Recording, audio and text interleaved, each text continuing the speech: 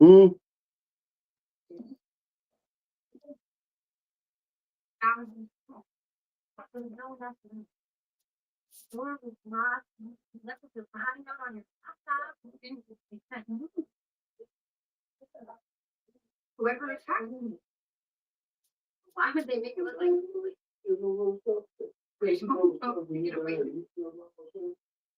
Drop 'em off.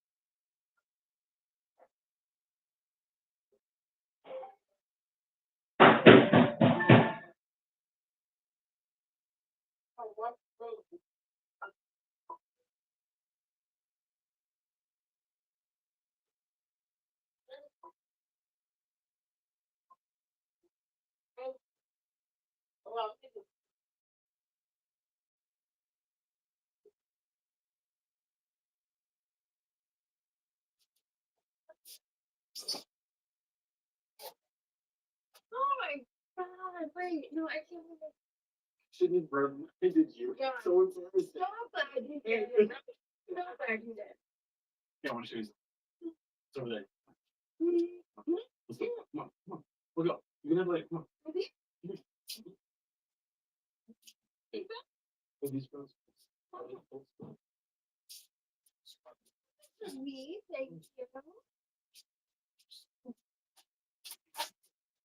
Right there? Right? Where's it?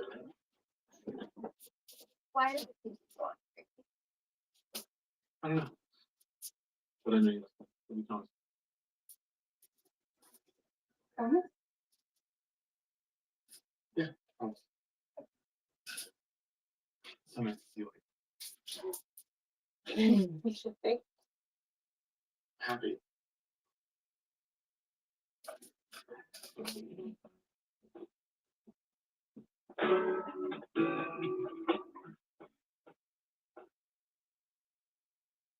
Yeah. You need a little trunk for that? No, it's fine. No, live. That's not what I meant. What the hell is that? I don't know, man. It came out of nowhere. Right? So what? You two are together now? That's not a big ring. You asked for it. Oh, Sam. Yo. What the fuck? It was good a couple hours ago.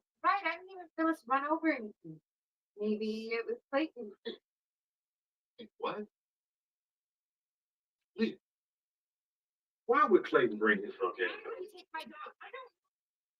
It's a flat tire. A flat tire doesn't mean your boyfriend's brother is happy. Brandon, fuck you.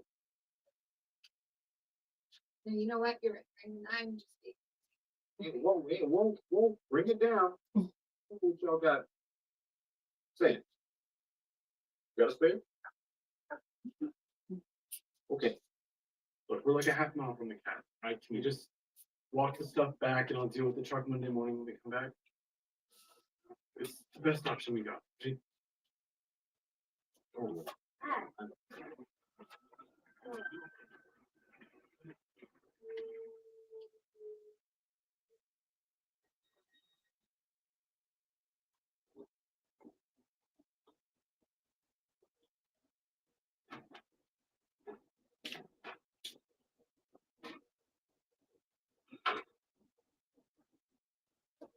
Come on, come on.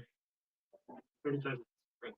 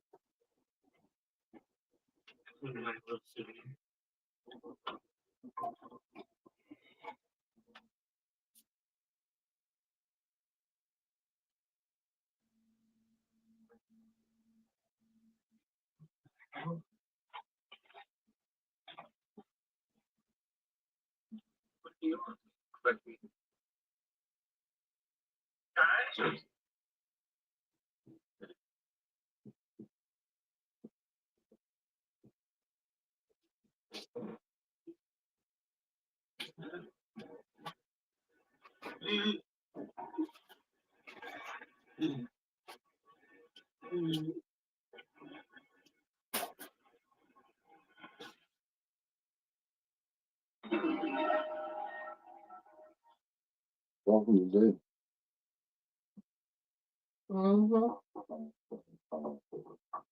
They would say I wasn't sure. You could tell me from home, you know, talk to nobody. Nope. Just get better. I want to talk to them in my own family. Leave gone. You tell my nigga, you know you about to fall out here.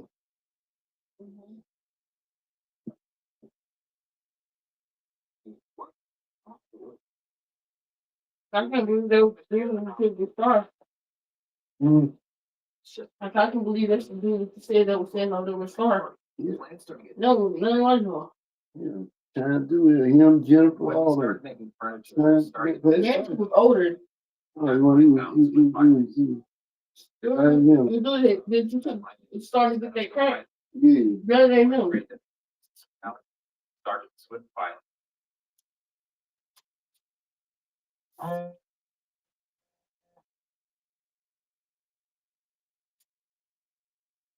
There's always them damn little chase. Make it look right. They shit about some salt and pepper before. One thing you can eat that season on. Who killed him? That old crazy dude or the crazy dude's friend? That dude's brother. The crazy dude's brother. Yeah, that's his brother doing it. The one sitting at the table with him. Yeah. Yeah, I figured it. Don't make it look like the crazy dude brother. Let's see.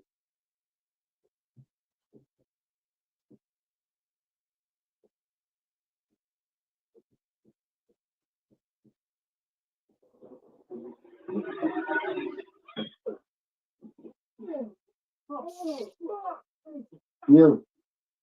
No, his brother. They think his brother cabin. I didn't know it was him. You did it broken?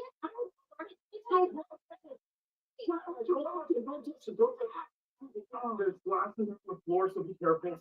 Broke the glass water. I don't know if we can put that okay, even if you don't. People still don't want to swim to get them. Hey, Brandon! Gone, he left. What do you mean it's gone?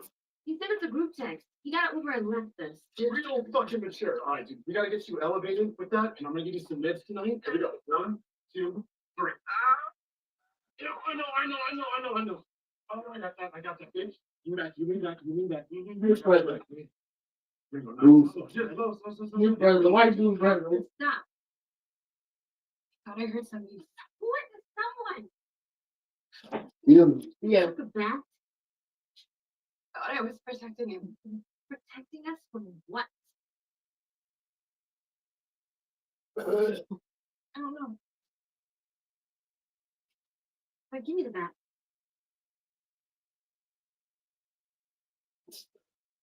Secret. I kept like we would feel safer if you didn't. Really about the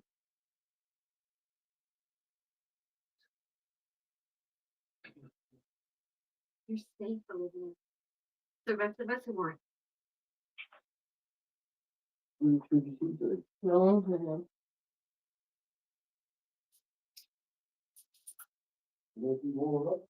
uh-huh.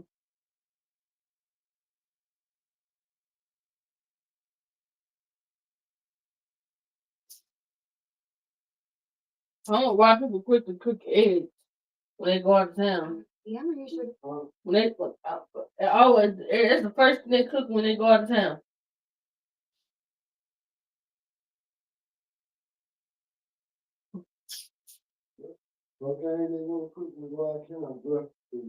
For real. Eggs, bacon. Eating breakfast all the time. That's all you know. When you know you don't eat breakfast all the time, then when you go get some eggs and sauce and shit too. Mm-hmm. That's the super right. But even when that your favorite black and white couple, they went out of town on a cabin.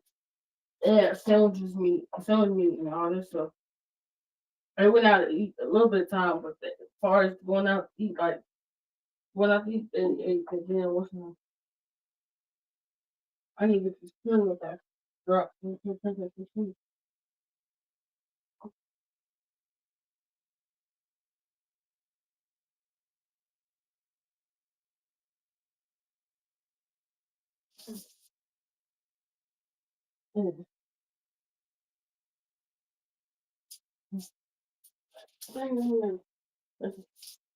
She see me getting up. She think I got some food. You know, you think shit, you know. You don't walk. You don't walk. Walk. Princess, walk. Walk. Walk. They don't look. Walk. They don't look. Walk. All right, come on, let's go. Go. Down. Ow. You know when they walk down shit. I already know because it's too close right here. That's why.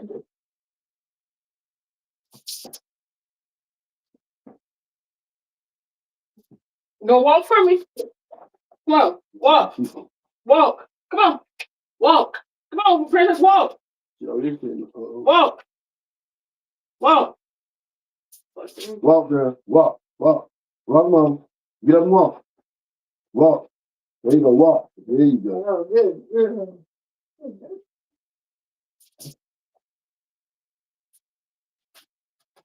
To make sure she start eating when she going to work. Mm-hmm.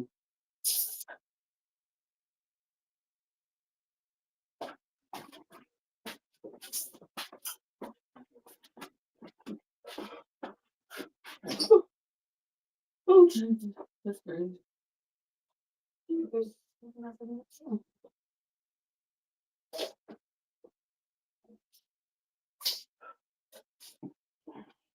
I ain't gonna, I'm gonna stop eating coffee, drinking coffee when it's hot. That shit, and remember, I just left it when I went to Bobby and house. I didn't feel that. he's not getting free. I didn't think that was gonna be a shit. I thought it was just gonna be a fart until I, like, it started coming. I'm like, damn, what? And then we get huh? Yeah, the heat. Mm-hmm. Yeah, you know. Yeah. See, they was like, dang, I wasn't expecting to do that. Hey, Yeah. when did you see You ain't found no change. Mm-hmm. You You can take found it no out, but change. yeah, so you have the pharmacy. Oh, well, Oh. go.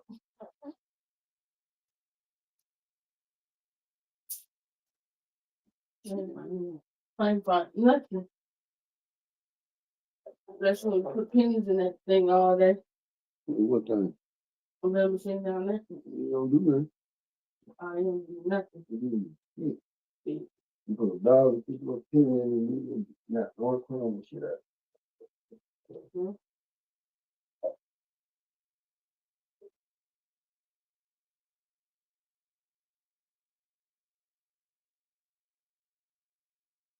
What him? Mm-hmm. So I said a crazy one. Yeah. What the fuck down there trapped up for? What's wrong? Him. Huh? You look out. Look. Oh, hold on. It's your cousins. Wait, Live. Stop playing. Stop playing. I know you Teresa Franklin. I like you. You cool. Whatever. I'm going to this man's house. This man did not come at all. You might look out and tell me the second you see him. The second you see him. Live, come on. Live.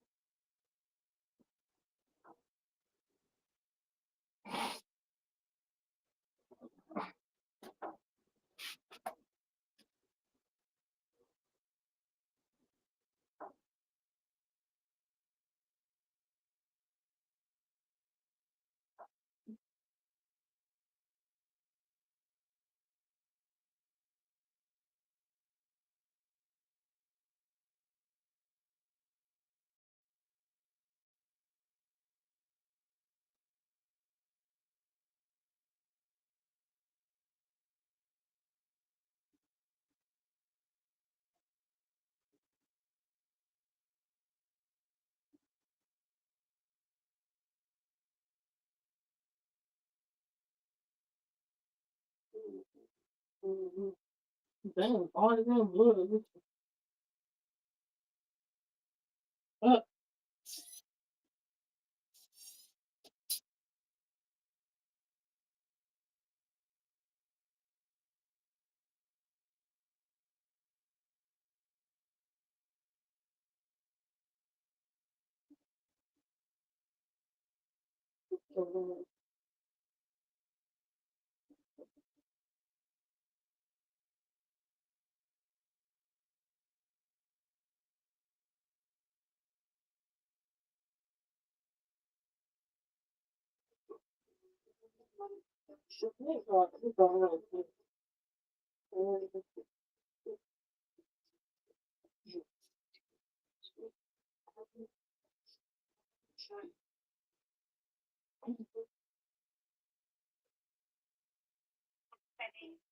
Uh, is this Maya Purefoy? Is this some hotel? Is this Maya Purefoy? Is this Sportsman Inn? Yes. I was could you connect me to Maya Purefoy? Give me room number. The room is 11. I think 11. 11.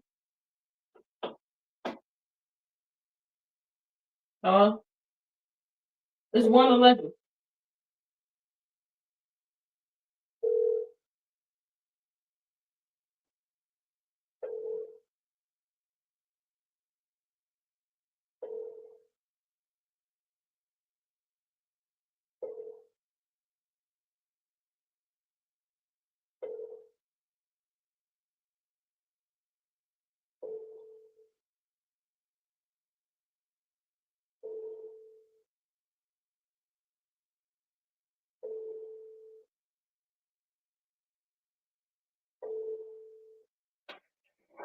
Huh? Maya, Yeah. what you doing? Girl, I'm straight. What you doing? None. I called your room, but I couldn't think of your number until the woman gave it to me. And I was calling to let you. Did you find your Apple Watch? No. Cause I was saying if you left it here, it's inside this white purse. You have to come over here and look through it. Alright. All right. All right. Bye.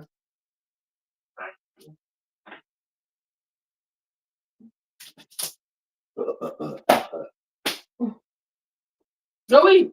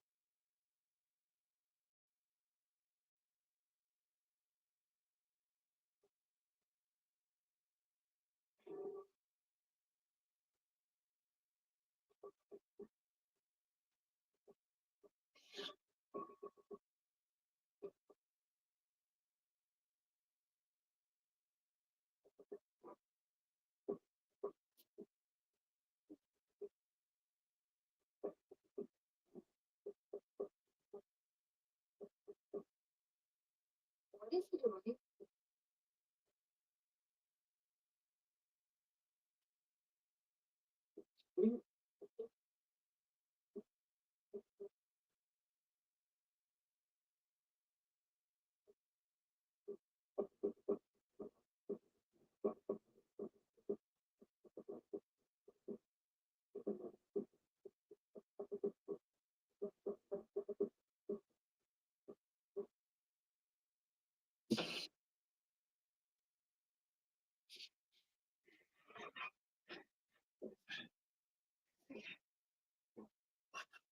He's been watching this.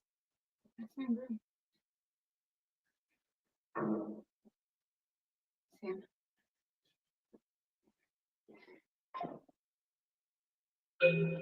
I started experiencing hair loss on my edges specifically.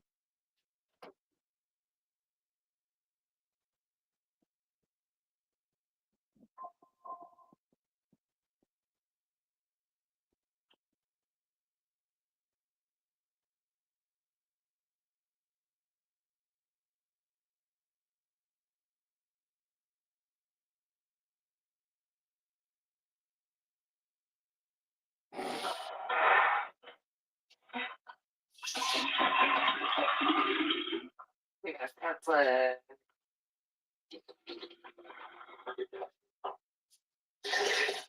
Got another fat blood.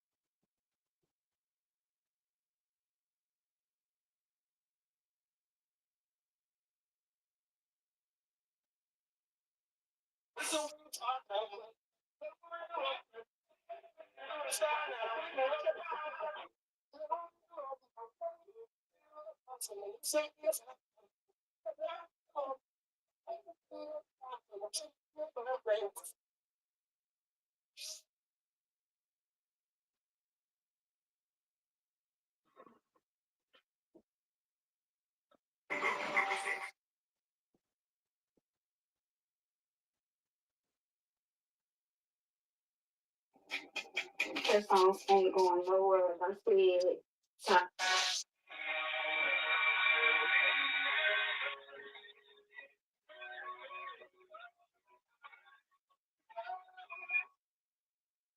You guys know I've shared this product before.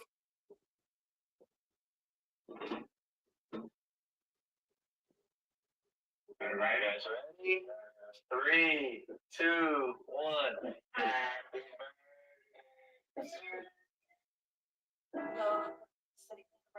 Just thinking, right?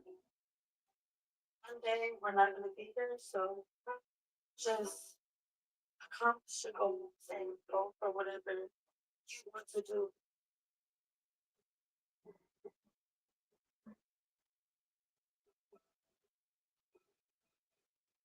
Never could have.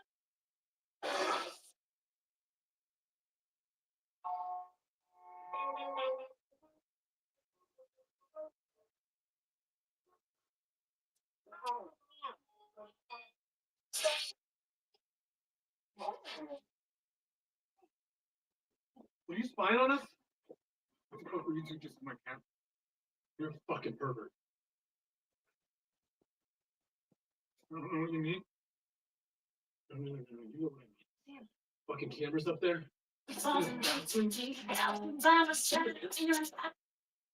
Listen to your girlfriend. Say what you fucking talk about it. Stop, just go in the car. No. This asshole deserves everything that's coming to him. What are you doing with all that footage, huh? Mom and Dad know about this shit? I think that's why they don't talk to you anymore. You two broke into my cabin. That's illegal. We are not the ones that have to worry about breaking the law right now. You just sitting there all day? Jerk off and shit to the people getting naked in your cabin? Jerk off to you.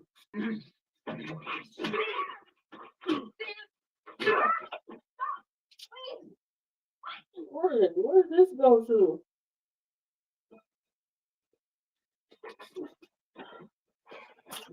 What is it? Get inside. Come on, right now. I'm calling the cops. Come on, let's go.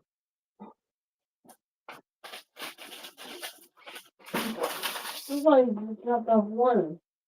Or they dropped off the same thing. Upstairs. Move up. He's got priors, at least in this county.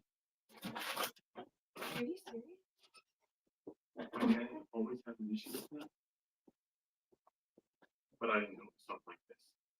If I had, I never would have brought him next year. What else has he done? Dang. Has he killed anybody? No, he just has restraining orders, right? From several women. Stalker.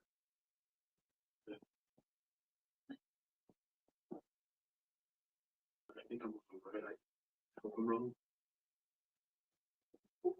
But he's Oh, for the seat.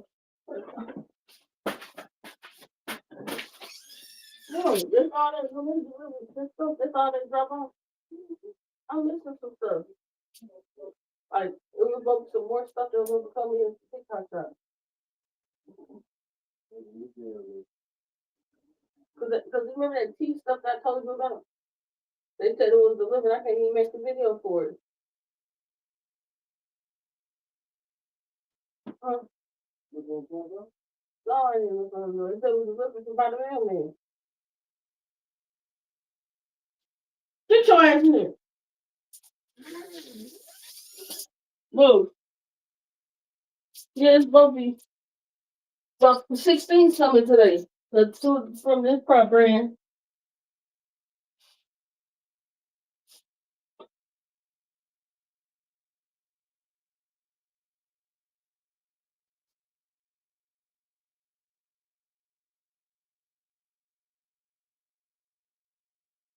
It's still on the ground right there.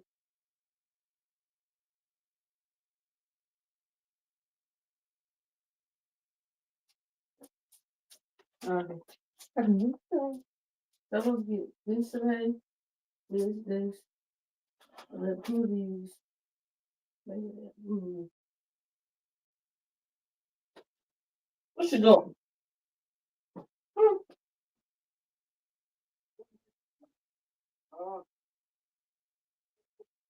I will. Well, there you go. Objective for good.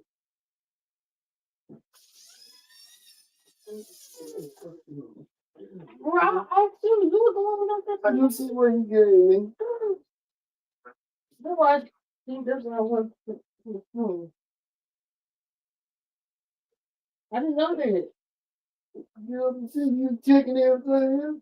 No, because I won't. Hey, You can go. The cops are on their way through right now. And you should have get there. They asked if we could stay parked. They want our statement. You should lock the doors, lock the windows.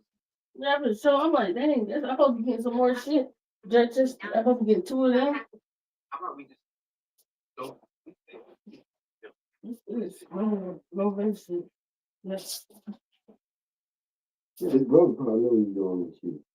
You know what? They bring people out there, you know they should be there too. Mhm.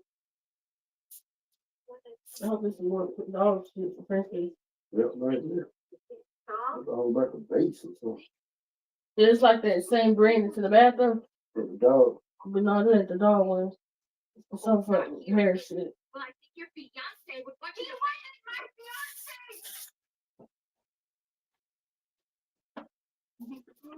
No. But it's under surprise and hope. Oh, man. You Same thing with this.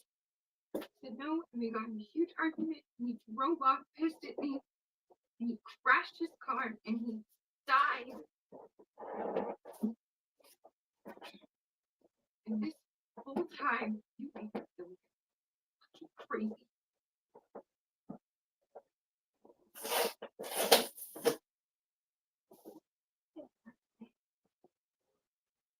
Guys, I just want to take my car and go. Can we just go for that? Baby, can you love me up? Okay.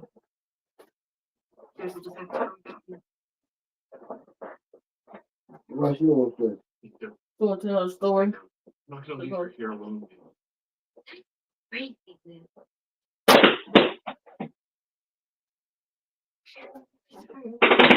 Please. Mm-hmm. Yeah. Mm-mm. They going in. Yep. Body butter oil. They will get caught. Yeah. I was leaving first thing on. I'm just a Just really freaked out right now, and what if anything I'm happens? so good. Guys, they're all packed up. Smell. She's probably hit the road. Okay, please be careful. And Like for keep your still phone a body. to keep us updated. Like oil. Like and then so what's this part? It's getting late. Yeah. Like that, it's some sleep. Liv. Yeah. So I know I had some other shit. Like I'm like, damn, that's too light, wrong. And then And then that steps all of it.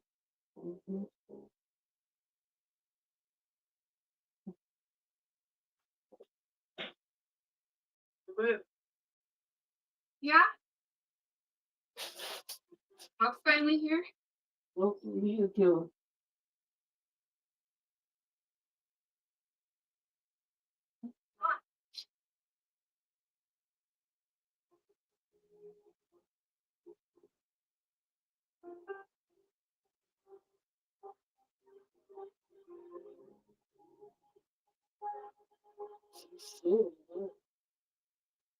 So she said it more, huh? Compared to what she said in that first.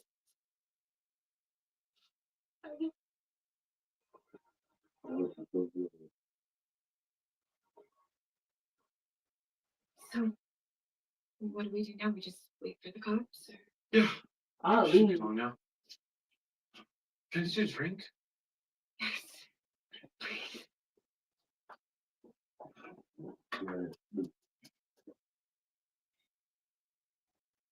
Liv, I know the last few months have been really hard for you. It's kind of why I planned this whole weekend. I wanted you to be able to relax and take your mind off things. Just let you know you have some support. Thank you, really. Can't tell you how sorry I am. Just didn't realize Clayton was so. It's my brother, you know. I thought I knew him a little bit. Hey, I wanted to talk to you about yesterday. I feel like.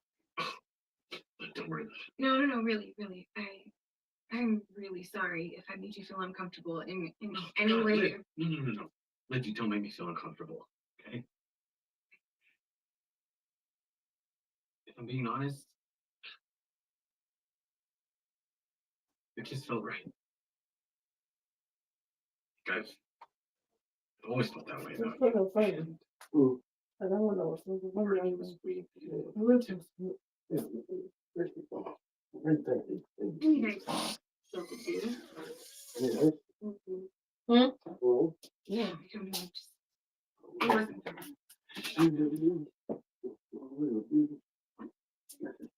Nothing bad about you. What's that? How can you know that? You say it. Sam, I don't need you to keep me safe. Yes, you do. Damn. Jesus Christ, Sam! Why would you do that? Here, let me help you. You probably in that shit too. Hey, where'd you go? I've been there for you since we were 10. And I'm still here. She was on that, but I love you. You pronounce it. Oh, you are. You. Okay, make sure you understand that. no, the girl was You said No, it's easy. oh, they got 16, 15. No, it's not. it's not the time. Huh? Something like that. You know you love me. Oh, the brother in that shit too, I think. He like her.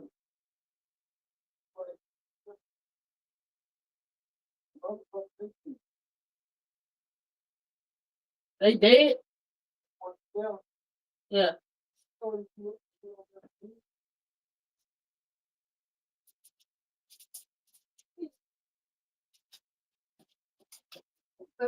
I'm not in love with you. Oh, she thought she wasn't in love with him.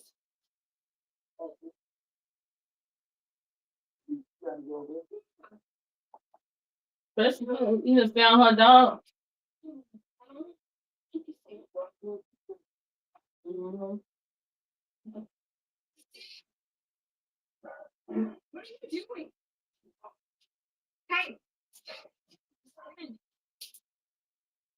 Sam!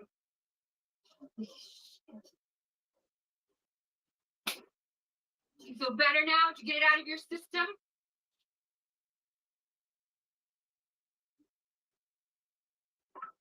Sam?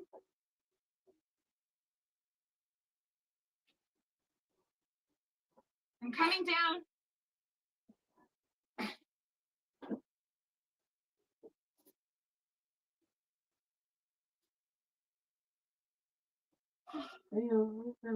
Sam?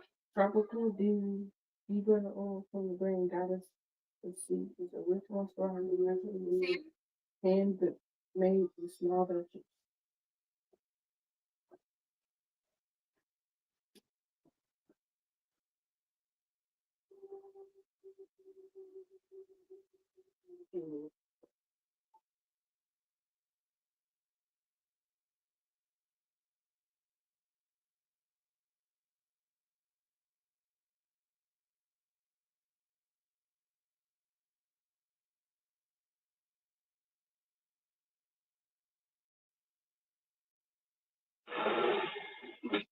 He didn't call no cops.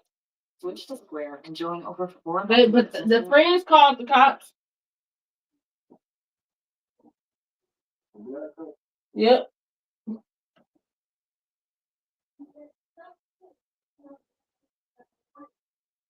Multi-lane mouse.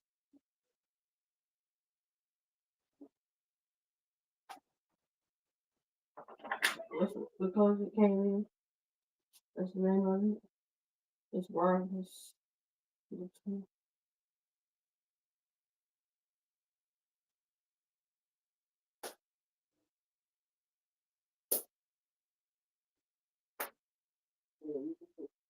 Yeah. What? Huh?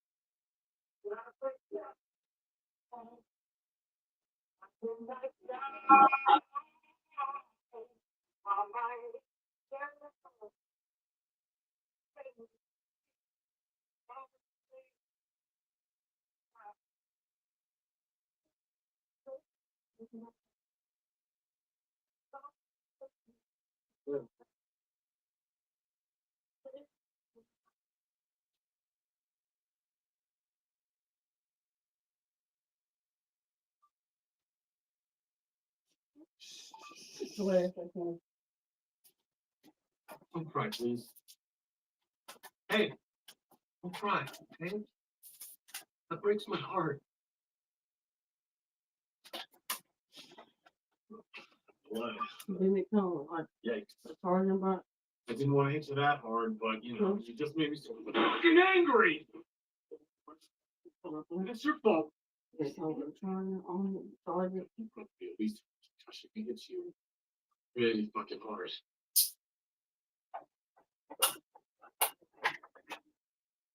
Surprised you didn't figure it out. No signs of a break-in. Nothing stolen. Shit was personal. You're such a smart girl. You can be fucking. Jesus. Hey, I do wish you told me about Cole though. Oh my god, that would make this whole thing easier. That night when he left your house, he was driving so fast it took me forever to catch up to it. And then he was just laying on the road. And, You know that. I don't know, breathe back with baby. Why you know like this? I'm seeing you. No, I heard that part. That baby baby good. to watch him die. And all of that could have been avoided. You had just told me. You had just told me you were gonna say no. Just finally took the courage for all this time. Tell the love of my life how I feel. Look what you do. Olivia! Yeah, bro, this how it look. Huh? Oh. It's a ring box. Need to have a page turn. I got a pink one already somewhere, but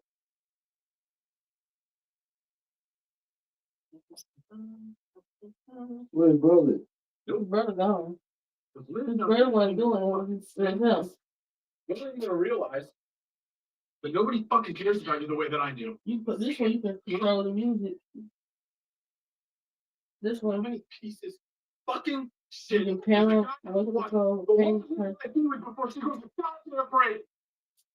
Do you think you're too fucking good for me? No. Yeah, I'm just a piece of shit, huh? No. Did you ever think for one fucking second that maybe I'm too good for you? You're not even that pretty. Now eat this, you fat fucking bitch.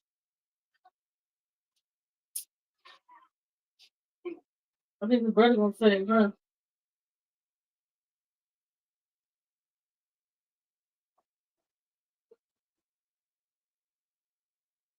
I said, fat fucking bitch.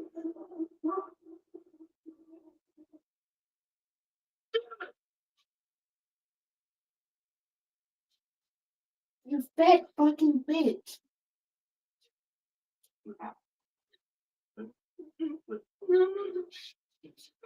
I'm sorry. I'm sorry.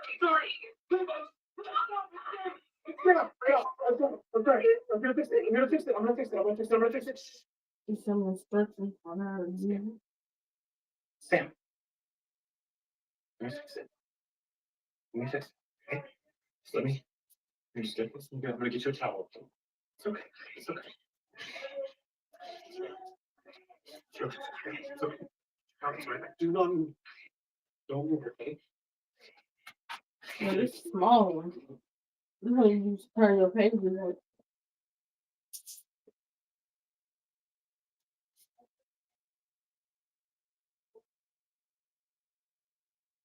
Here, There's a onion box right here. here. We put the rest in the closet. Shut up! Please And shut then the we'll fuck put it up! right here. I'm so sorry. I'm sorry. You were right. I shouldn't have been with Cole. I shouldn't have been with anybody. It's supposed to be you. It's always been you.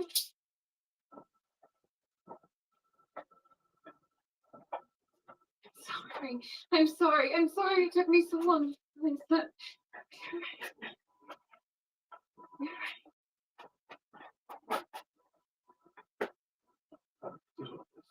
It's okay.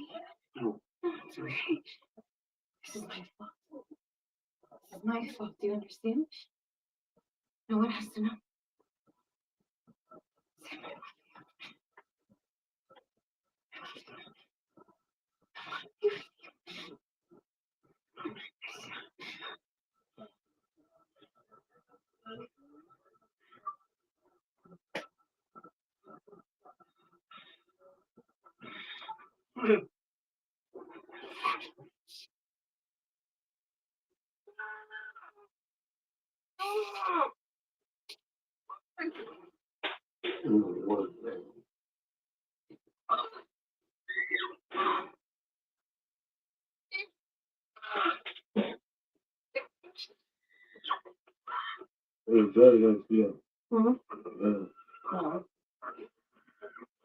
I think that's probably why he's good.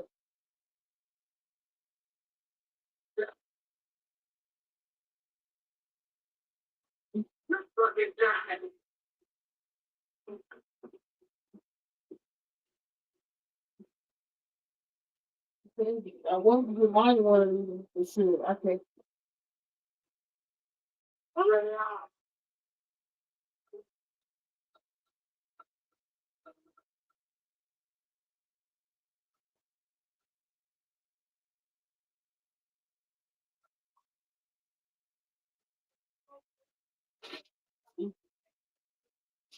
Hey, fuck quiet.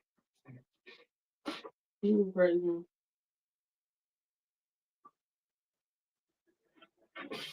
Oh, shit, doesn't look good.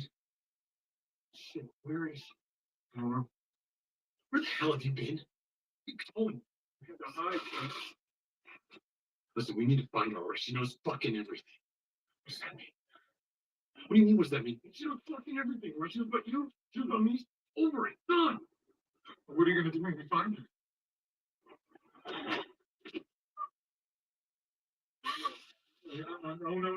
No way, that is not what we agreed to. This is what we agreed to. You got your fucking girlfriend and your goddamn friends. What about the other guy? Find me deal with Brandon or just help me find her. Fine. Split up. We'll cover more ground. If you find her, you fucking yell for me.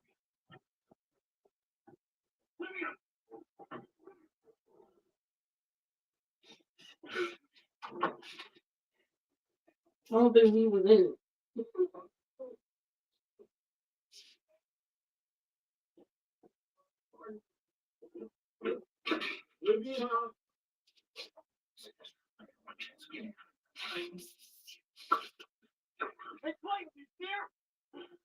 No, nothing. Come on, I know you're here.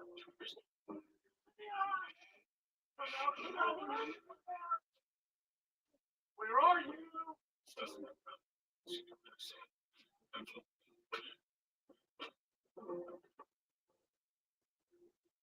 You don't touch me. You made me do it.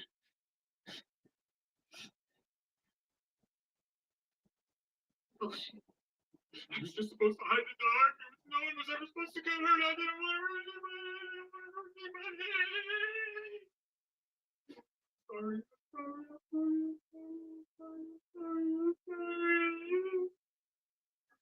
I'm sorry.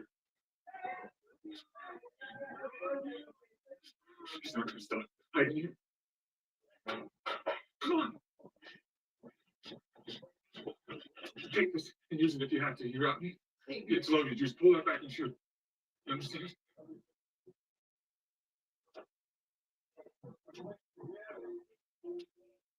And so the other brother went in it. Okay.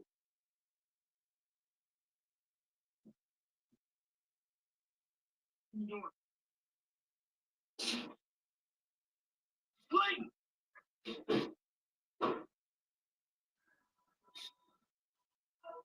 Let me in! Don't send him.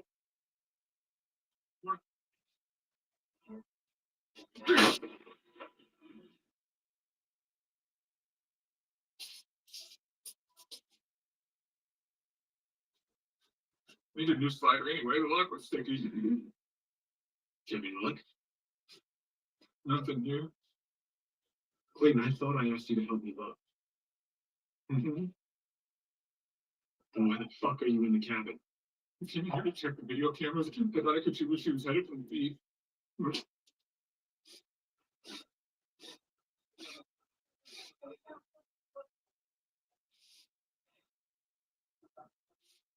Tell me where she is.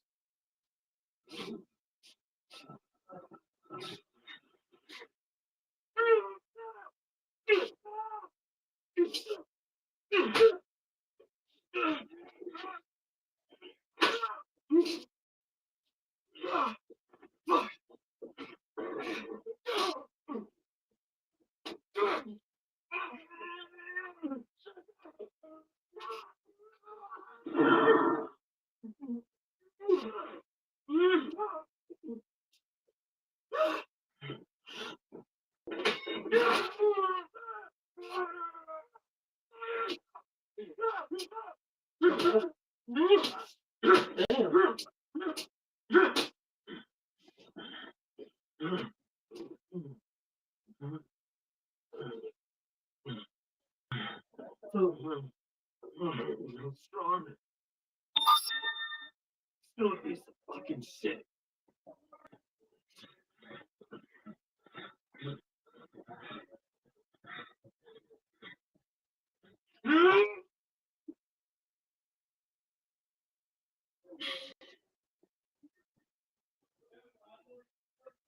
And so that girl was over around their clothes. What's the name of his name? Yeah, oh God, this so good.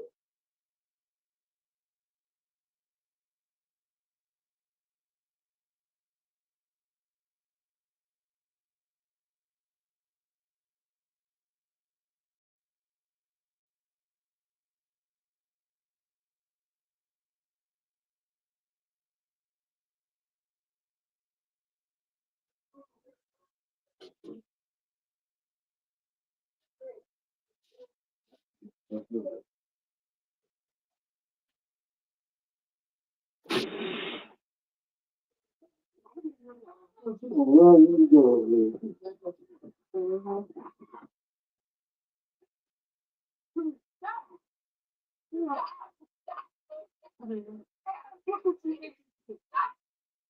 Yes, look at it. You can be too. He didn't kill him. He spanked him. Look at it.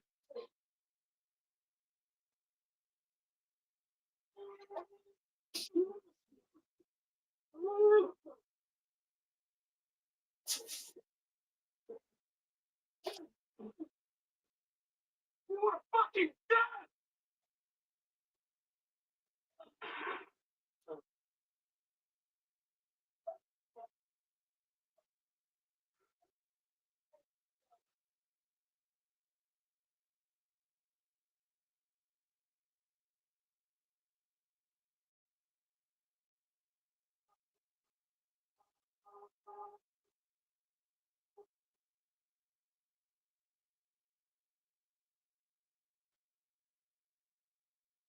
Olivia!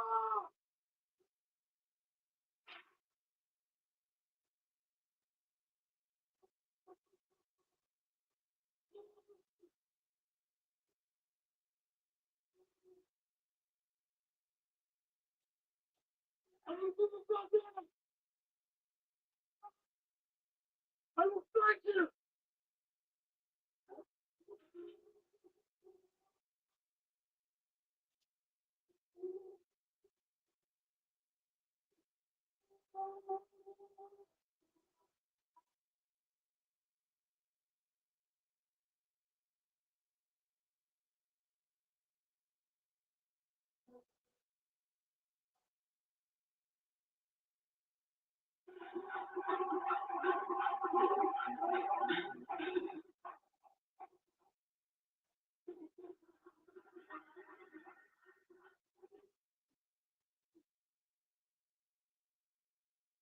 I got you now.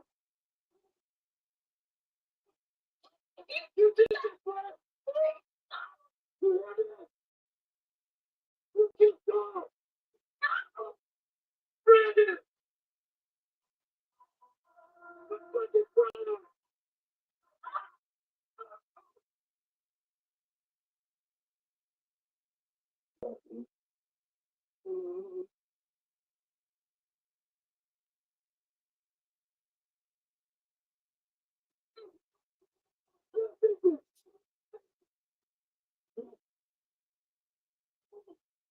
This is your fucking fault.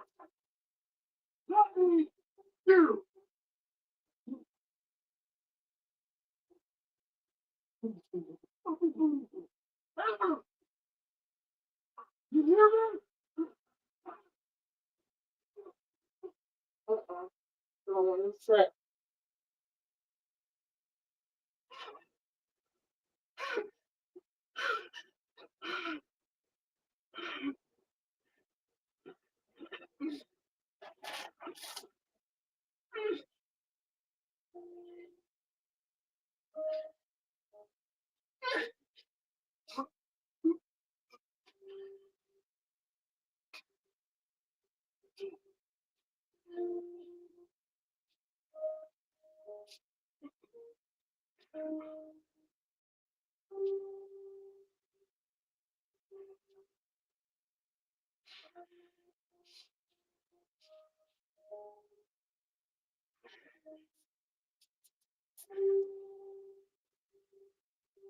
He killed the dude too because he liked her. Yeah. Oh, he killed them other dudes? It's like with the black couple in the got away. They like that too. Because they were the police at. They said they called the police. That's all she said. She walking like he was going.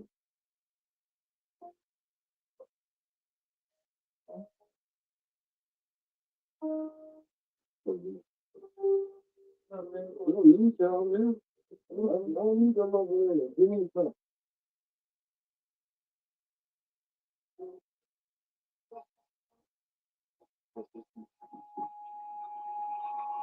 I'm trying to get this stuff out the way now. Because I got out the box. Get that too fast, too far. In the back of the feel that thing in your Hmm? feel that thing in your Oh, that's the one that fell. I had to took my finger there.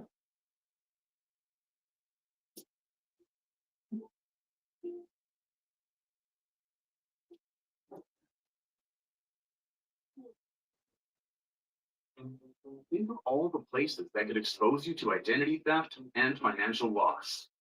LifeLock monitors hundreds of millions of data points per second for threats even your bank could miss.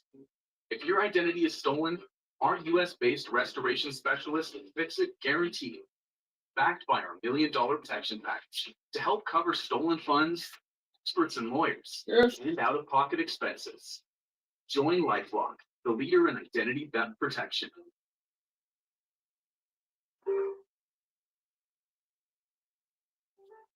There's a reason they don't call them clean bikes, am I right?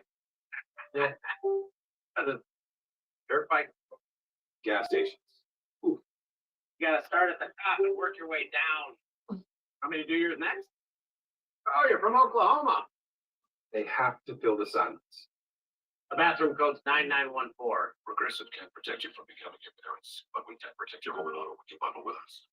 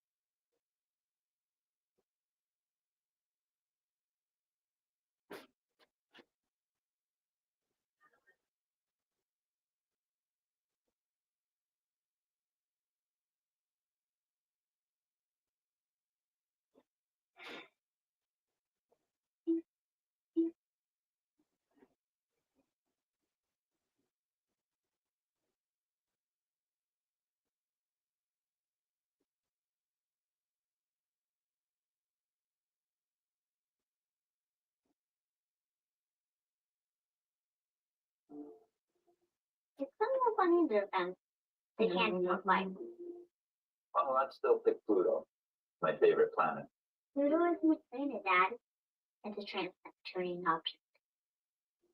It'll always be a planet to me.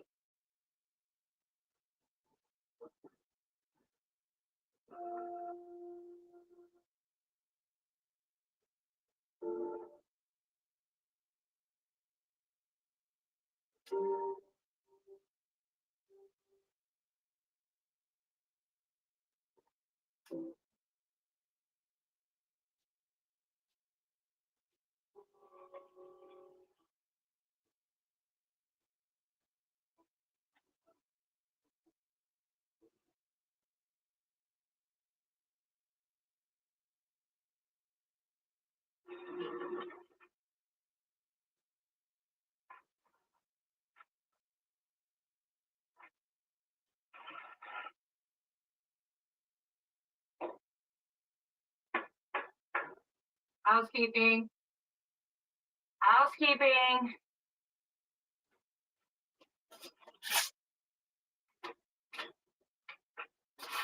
What the hell? Did you see the disturb sign on the door? I'm sorry, I knocked several times. Check your records. I said 1 o'clock, late checkout. It's 3 o'clock now. Oh, I'll leave when I'm ready to leave. By the way, there's a bath towel in the closet as promised in the brochure. You're just doing your job right, huh? But maybe when it's running in the bathroom, we can clean each other, huh? What?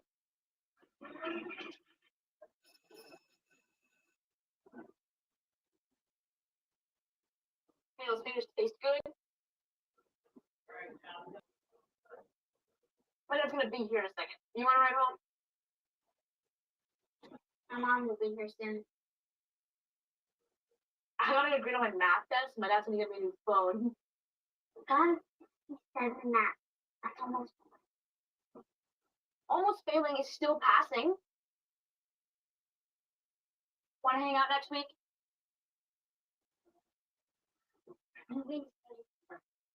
Really? Cliftonburg sucks.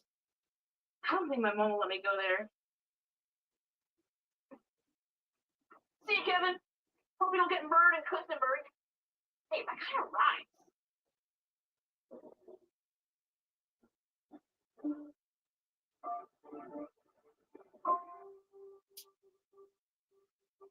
Right. You thought one to come out, I couldn't even come out. Look. Fun. Yeah, so I said, to make sure I don't come out. How'd it go today?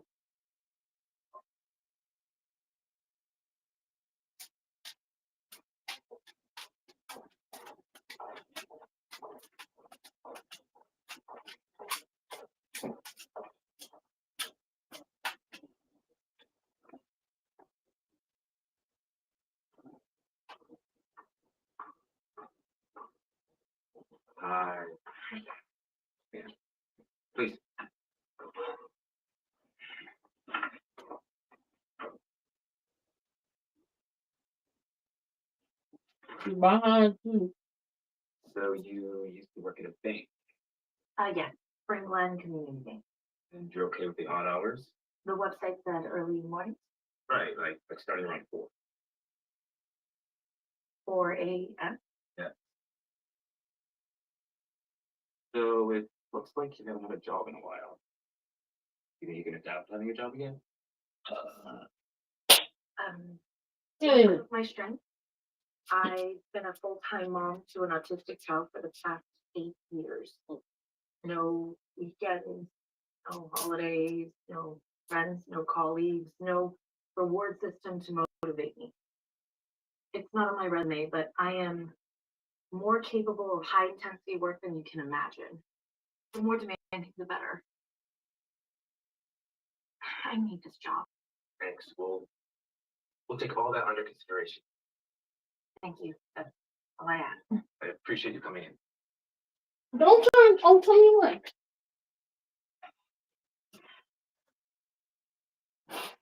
Next, please. Don't tell me what.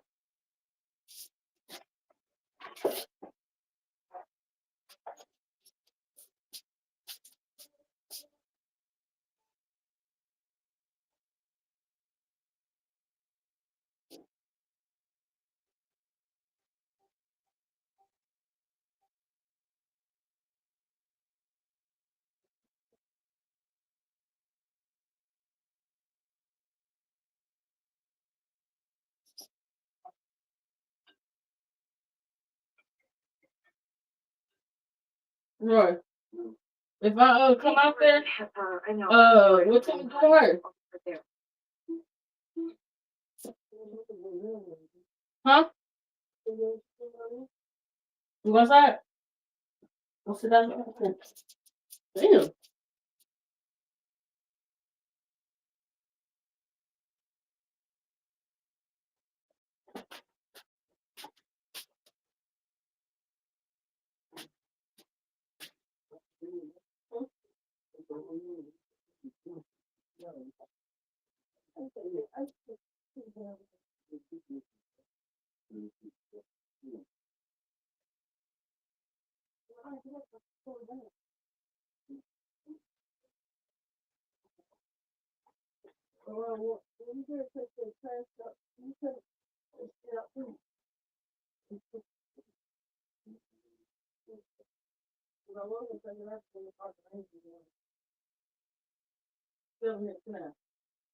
Get your ass. Go back to the house. Go for that.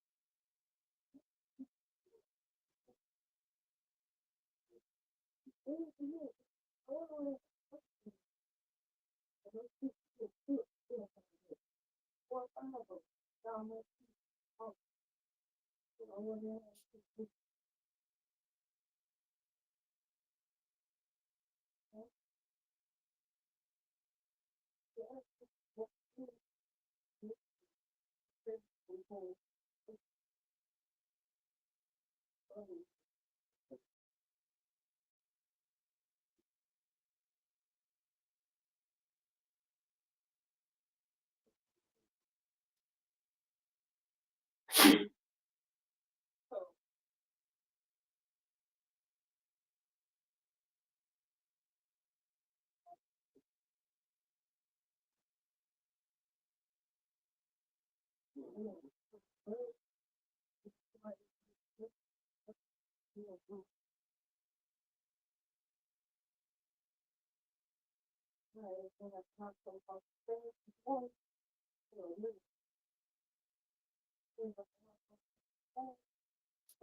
over here, sit down. You don't let sit down.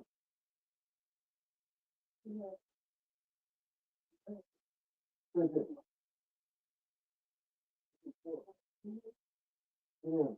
You gotta go potty. Move. Don't jump on me.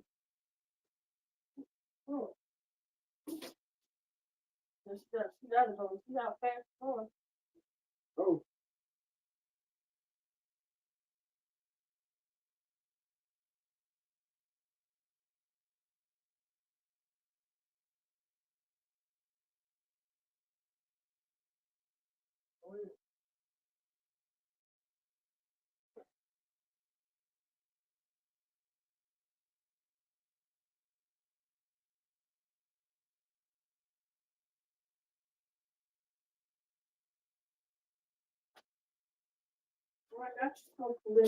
Acting before.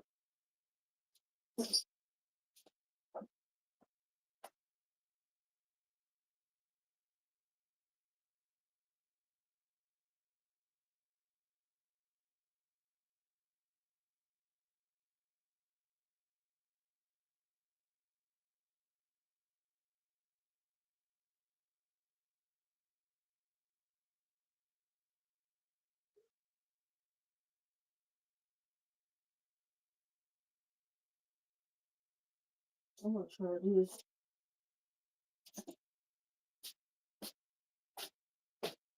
I'm gonna close the door.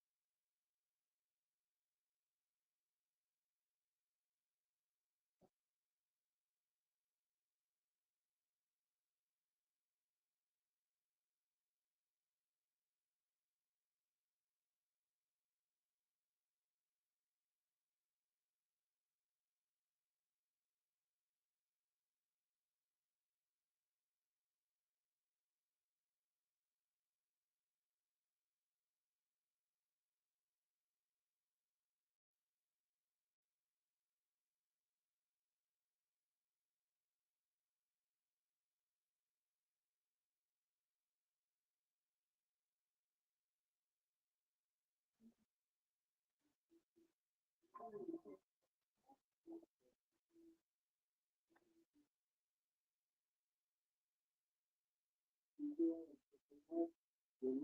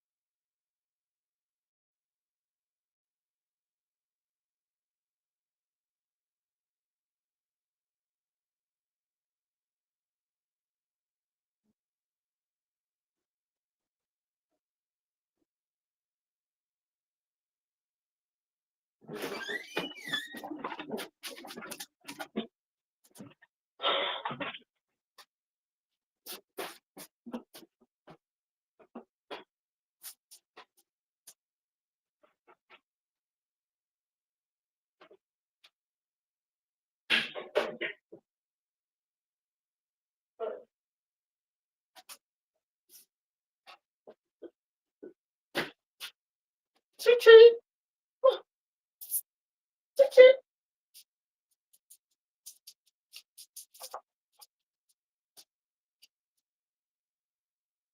Where?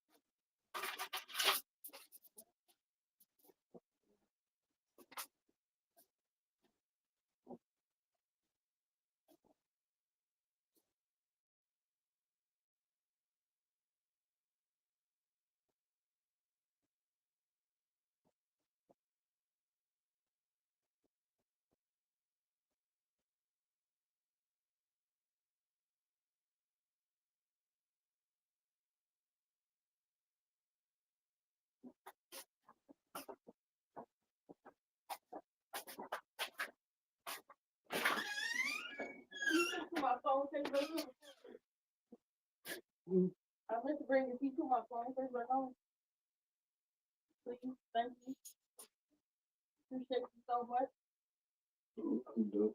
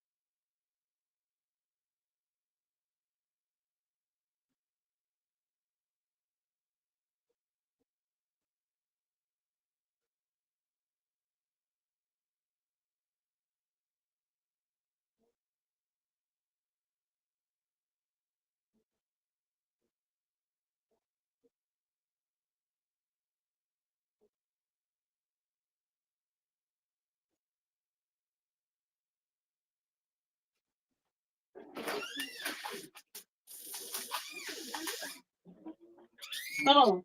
Okay.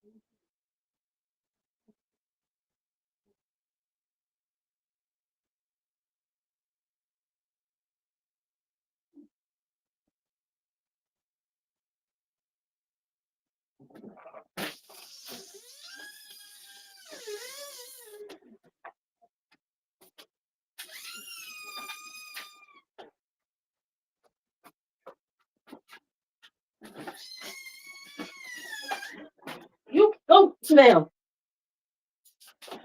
Ew, keep unplugging shit with your ugly ass. Ew, you can give your ass away.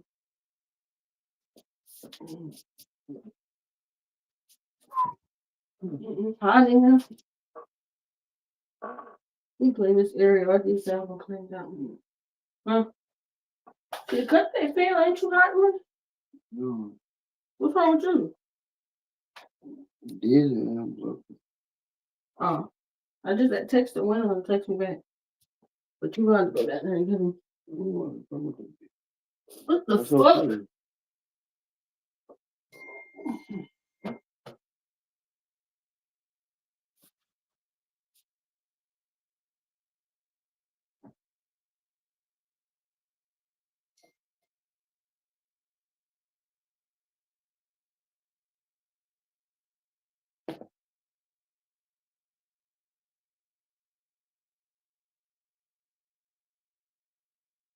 I said, yeah, but she's not in the office.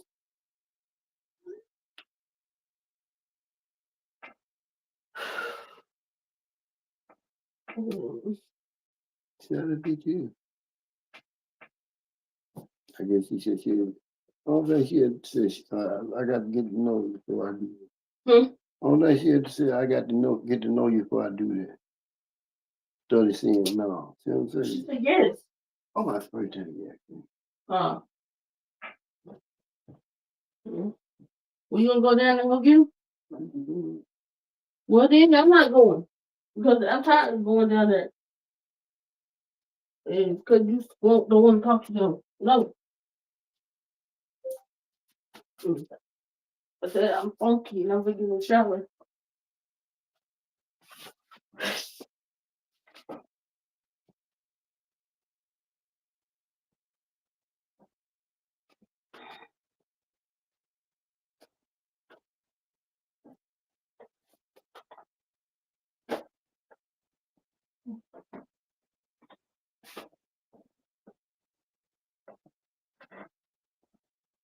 I went and got the one from Bobby and I didn't want to go. It's because you won't go.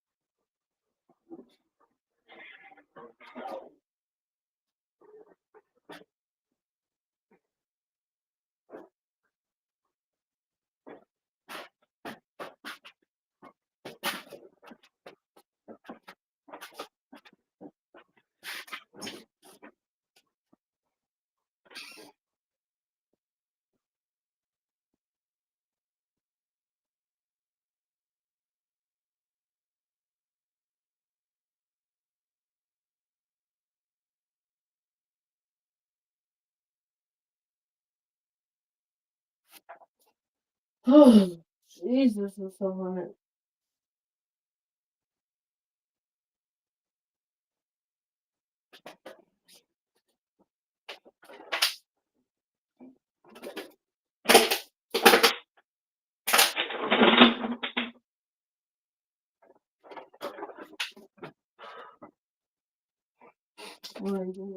You want the remote?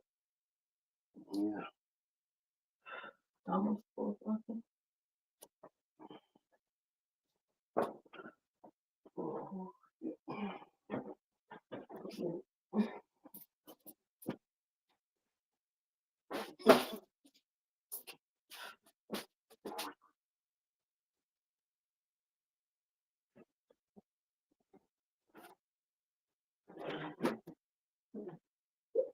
Ooh, sorry.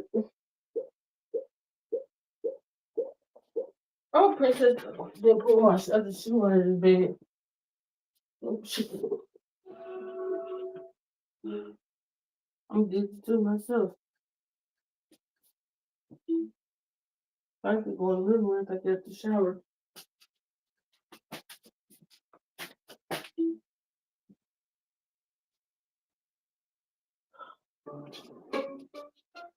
I'm certain it's level 5. Are you for imprint? Certain. I'm certain it's level 5. Certainty matters, like the certainty of 4imprint, your home for high-quality promotional gear, including exclusive items and brands they love, printed perfectly and guaranteed to arrive on time. To wow your clients, nail your next event, or inspire your team, check out 4imprint.com. That's why your ass got a headache. You see here, you was shooting the house. It's so hot, blowing hot. You know, you put no damn barrel on it. Children, just one walk. If this was your people, then you go, you want to miss it. You gotta have a good motivation. You going to get popped because you have Tools to. that handles You everything. don't want to go in there and get Setting up interviews. Oh, wow. Another dignified portrait of me. seeing you in the office. Try it free. It's Super somebody else free. knows, you still don't want to go in there and get it. She's been gone from the FBI for 8 years. Yeah, a little more than 8 years now. So this is what Dan Bongino, the deputy director of the FBI right now, posted over the weekend. Former FBI director James Comey brought shame to the FBI badge yet again this week. The director, he used Kash Patel here, and an inordinate amount of time cleaning up the messes left behind by former director Comey. His latest actions are no exception. What could still be considered one of your messes after 8 years of Christopher Wray? No, I'm wondering whether the deputy director has been confused with somebody. I mean, if somebody else was director of 8 years, including 3.5 under Donald Trump's, I don't know what the messes are. I must have hidden them deep somehow, but I think he's confused. When you see stories of people like Danielle Sassoon, who was a Federalist Society conservative Republican lawyer, who left under political pressure around the Eric Adams case, when you see people like Mr. Dennehy, longtime highly regarded FBI agent who his first message to the workforce was, we're going to quote, dig in. And then not long before Kash Patel was confirmed, he's gone, he's out. When you see the list being assembled of people in the Bureau and at the Department of Justice who worked on January 6 cases, are your thoughts about the vulnerabilities that we face now as a country without those people there? Or are your thoughts about what's replaced them? Just take me through how you see the Department of Justice, where you were the number 2 under George W. Bush, and the FBI and FDNY, which you ran. I mean, you've served in the Department of Justice and the FBI for the better part of your life and career. And a lot of people who've been purged from it, including lifelong conservative Republicans, feel that it's being gutted. Yeah, and I feel the same way. And my worry has 3 dimensions to it. I worry about the threat.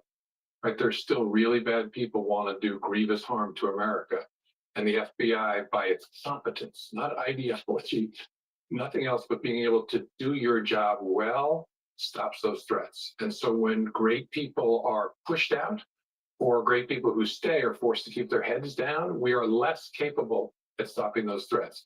I also obviously worry about good people. It's just a tragedy to have people like Danielle Sassoon leaving the government. These are the kind of people you want in those roles. And third, I worry about the institutions. Harm is being done to the reality of those places, especially by the people being pushed out or ducking, and to the reputation. We need to believe in our institutions of justice, that they're competent and that they're just.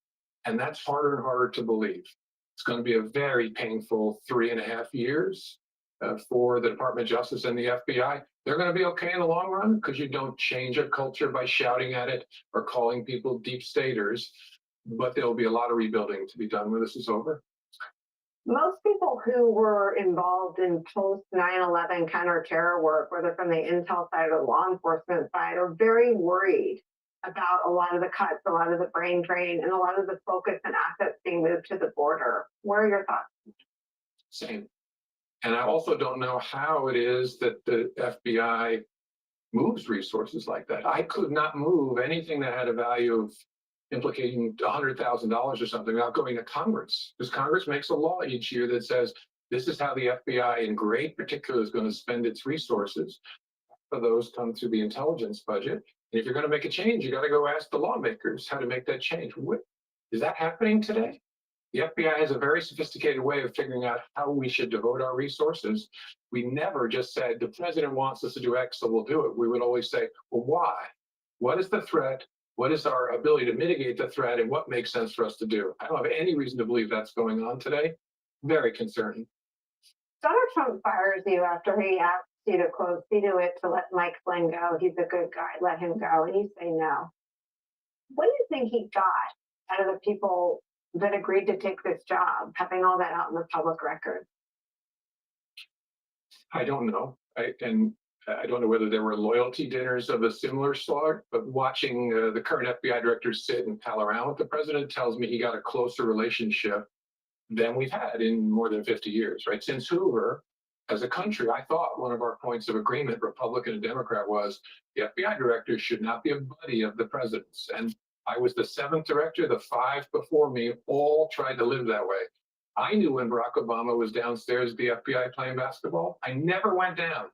I love the game because the FBI director cannot be a buddy of the US president. You've been under investigation. I don't know if people like Miles Taylor and Chris Krebs ever have. There are a whole lot of people being disappeared from the streets for their political speech around the war in Gaza. I mean, what is it like to be under investigation, and how do people withstand that if that is indeed what's being ushered in? It's hard. It gets easier the more times you do it. Unfortunately, I have experience, but you have to do two things at the same time that seem contradictory. You have to be clear-eyed about the threat to you, if you're being threatened with physical violence or you're being threatened with an investigation, and to your family. You have to take prudent steps to protect yourself, but you have to do something else that's hard. You can't overstate the threat. Right? When you're being targeted, there's a tendency to see the boogeyman under every bed that you sit on. You can't give them that space in your head, because in some contexts, that's their goal, is to freak you out. And so what I advise people to do is, look, the rule of law is still our saving grace. We have a judiciary in this country that will support the truth. Take solace in that. Take prudent steps, but don't freak out. These people are not good enough for you to be freaked out about. Protect yourself, be measured about the effect the threat has on you, and know that you're going to be okay. Maybe don't freak out should be the next message you post. I'm going to sneak in one more break. We'll get to the book on the other side. Don't go anywhere. The Xfinity 5-year price guarantee. You get 5 years of the most reliable Wi-Fi with our best equipment included, for a price that stays exactly the same. My plasma made me feel really ugly. I didn't recognize myself in the mirror. I just hated taking photos. How am I ever going to get rid? Stop suffering from melasma. More than 600,000 people have regained their confidence with Muesli's prescription treatments. In the first 2 weeks, I was amazed. I looked at myself in the mirror and I just thought, I'm back. I've been telling everybody about it. It's been life-changing. Find the real you again. Go to muesli.com/TV. If you know luxury, it's not just affordability, it's affordability. Not mattresses supports all types of sleepers. Luxury is handcrafted and assembled in American factories and brought directly to you with our complimentary in-home delivery and setup service. Which is why over 90% of customers would recommend Safa to friends and family. So, luxury mattresses made affordable. Food. It's always been an essential part of the friend group. Gather around, celebrate each other with it. Share pictures of it. For people with eosinophilic esophagitis, or EOE, food becomes difficult to swallow. For them, there's Dupixent, the first and only FDA-approved treatment of its kind for eosinophilic esophagitis. A breakthrough, proven to help reduce inflammation and ease swallowing. So people with EOE can be part of the picture. Severe allergic reactions can occur. Get help right away if you have trouble breathing or wheezing or swelling of your face, mouth, tongue, or throat. Tell your doctor of new or worsening joint aches, pain, or a parasitic infection or asthma. Don't change or stop steroid, asthma, or other treatments without talking to your doctor. Difficulty swallowing? Do more to help ease EOE. Talk to your EOE specialist about Dupixent.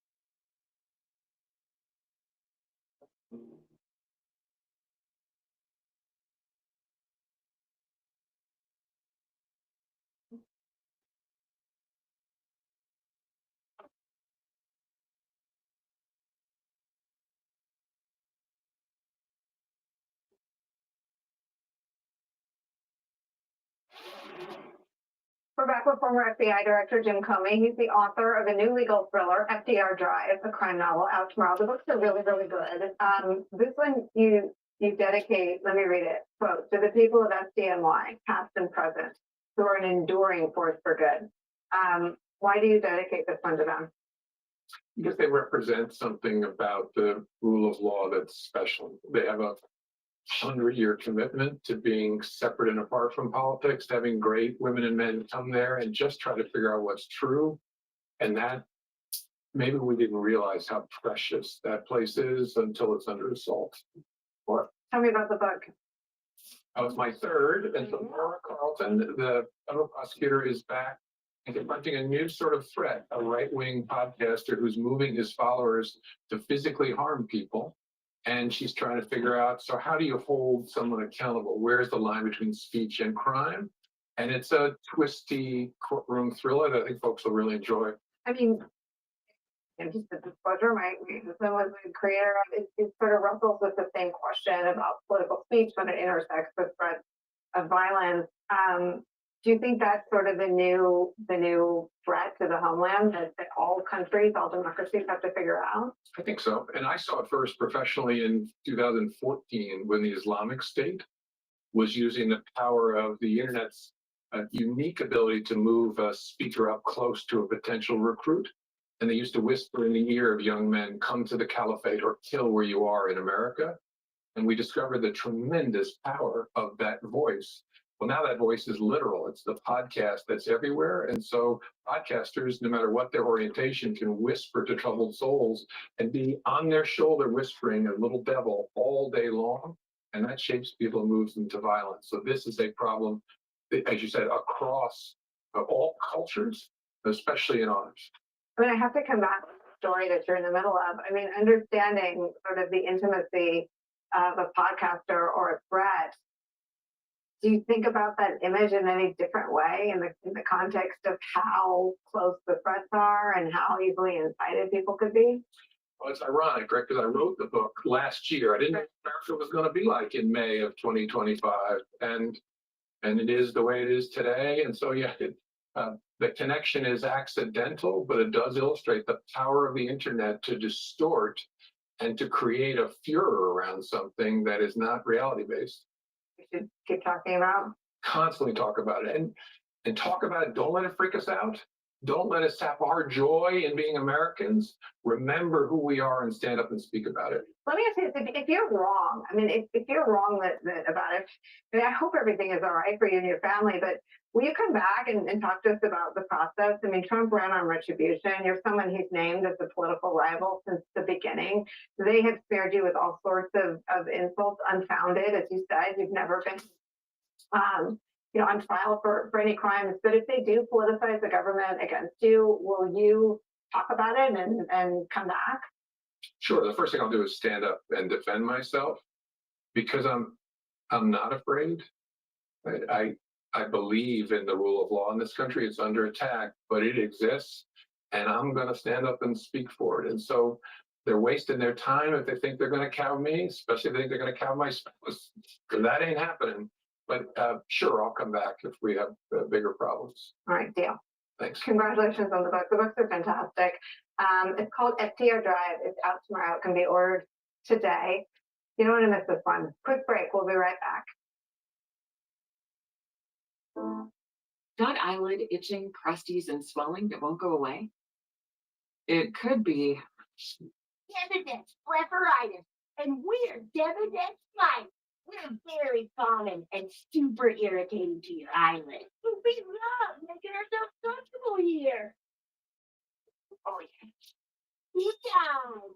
if Demodex mites are partying it up on your eyelids, it's time to eliminate the root of the problem with Extembi. With 1 drop in each eye twice a day, you can kill the mites in just 6 weeks. Extembi is the first and only FDA-approved treatment that kills the mites that cause Demodex blepharitis, a common eyelid disease. Avoid touching the tip of the bottle to your eye or other surfaces to minimize contamination. Wait 15 minutes before inserting contact lenses. In clinical trials, the most common side effects were stinging and burning in 1 out of 10 patients. Party's over, folks. It's not you, it's Demodex mites. Talk to your eye doctor today. Wow, looks like your hiring's making a lot of people happy. ZipRecruiter's new tool, Zip Intro, handles everything from finding great candidates to setting up interviews. Oh, wow, another dignified portrait of me. ZipRecruiter, try it free at ziprecruiter.com/MSNBC. I heard about hands-free sketch and slip-ins from my mate Snoop Dogg. Harry, you gotta get your hands-free sketch and slip in. That's money I have spent. Give a straight slip in. I just slip in, they're on. They're bending down, they're touching my shoe. There. Try sketch and slip-ins. I saw war moving, shooting. I'm worried for my future. كتير رعب. وطبعا هلا يعني أنا بحس الرعب كبير.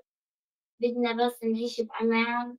Conflict is raging across the world, and millions of children's lives are being devastated by war, hunger, disease, and poverty. We urgently need your help to reach children in crisis. Please call or go online to give just $10 a month, only 33 cents a day. We need 1,000 new monthly donors this month to help children in crisis around the world and right here at home. You can help us provide food, essentials, and life-saving medical care to children in the most need. نالك عبر الكلمة يوقعون مالتي بقرر أمن جدو هذا يحرقوا من حريتنا. يعني بدنا نعيش زي كل الأطفال. بدنا نعيش بحرية وأمان. In the darkest times, children suffer the most. You can help by calling right now and giving just $10 a month. All we need are 1,000 monthly donors. Please call or go online now. Your donation today can help secure additional grants, which can multiply the impact of your support up to 10 times. And when you call with your credit card, we will send you the Save the Children tote bag as a thank you for your support. سمعت عن الدنيا القصف والنزوح والسلم. بدنا نعود على بلادنا. قلت لك إنه هذا مستحيل. Your small monthly donation of just $10 could be the reason a child in crisis survives. Show them they're not alone. Please call or go online to givetosave.org to help save lives. Late yesterday afternoon, former President Joe Biden announced that he has been diagnosed with an aggressive form of prostate cancer, which has metastasized to his bones. In a statement from its office saying, quote, while this represents a more aggressive form of the disease, the cancer appears to be hormone sensitive, which allows for effective management. The president and his family are reviewing treatment options with his physicians. Well wishes poured in, including from his running mate, former Vice President Kamala Harris, Speaker Emerita Nancy Pelosi, and former Presidents Barack Obama and Bill Clinton. This morning, the former president posted on social media this, quote, cancer touches us all. Like so many of you, Jill and I have learned that we are strongest in the broken places. Thank you for lifting us up with love and support. We will send along our best wishes for recovery to President Biden and his family. Up next for us, how the Trump White House is politicizing our nation's intelligence, how they're trying to use it for their political objectives. We'll bring you the next hour of Deadline White House after a quick break. Don't go anywhere. Ever feel like a spectator in your own life with chronic migraine? 15 or more headache days a month, each lasting 4 hours or more. Botox prevents headaches in adults with chronic migraine. In a survey, 91% of users wish they'd started sooner. So why wait? Talk to your doctor. Botox effects may spread hours to weeks after injection, causing serious symptoms. Alert your doctor right away, as trouble swallowing, speaking, breathing, eye problems, or muscle weakness can be signs of a life-threatening condition. Those with these conditions before injection are at highest risk. Side effects may include allergic reactions like rash, breathing problems, dizziness, neck and injection site pain, and headache. Don't receive Botox if there's a skin infection. Tell your doctor your medical history, muscle or nerve conditions like ALS, myasthenia gravis, or Lambert-Eaton syndrome, and medicines like botulinum toxins, which may increase the risk of serious side effects. Chronic migraine may still keep you from being there. Ask your doctor about Botox today. Learn how AbbVie can help you save. Did I read this? Did I get eggs? Where are my keys? Don't wait while memory and thinking issues pile up. These issues may seem like normal aging, but could be due to a buildup of amyloid plaques in the brain. Amyloid can build up over time. The sooner you talk to your doctor, the more options you may have. Visit amyloid.com for additional information. Little things that reveal hidden opportunities through the power of Dell AI with Intel Inside. Little things that add up to something big. Using technology to gain an advantage in real time. Delivering wins that change the game for everyone.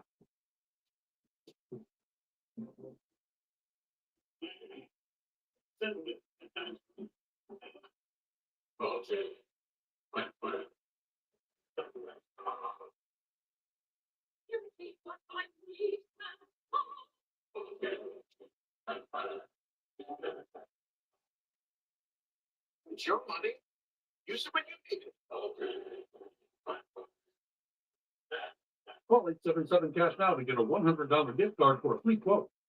Super Beta Prostate is the #1 urologist recommended prostate supplement. And now you can find it in every Walmart nationwide. Don't ignore your prostate health. Get Super Beta Prostate. I need these items printed by Friday. Certainly. Are you for imprint certain? We are for imprint. Certainty matters when you need promo gear for gifting clients, customers, and your team. 4imprint.com has items certain to wow. Stay up to date on the biggest issues of the day with the MSNBC Daily Newsletter. Each morning, you'll get analysis by experts you trust, video highlights from your favorite shows, previews of our podcasts and documentaries, plus written perspectives from the newsmakers themselves. Sign up for MSNBC Daily at msnbc.com. Do you accept the intelligence community's assessment that the Venezuelan gang is not a proxy force of the Maduro government? That was the National Intelligence Council assessment.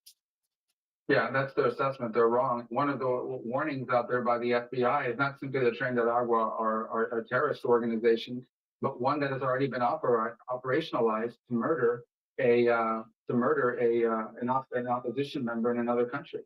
But it's a different thing than being a proxy force controlled by the Maduro government. Part of this is at the heart of the legal arguments the administration is having over its ability to continue to deport suspected gang members. That's why this assessment is so key.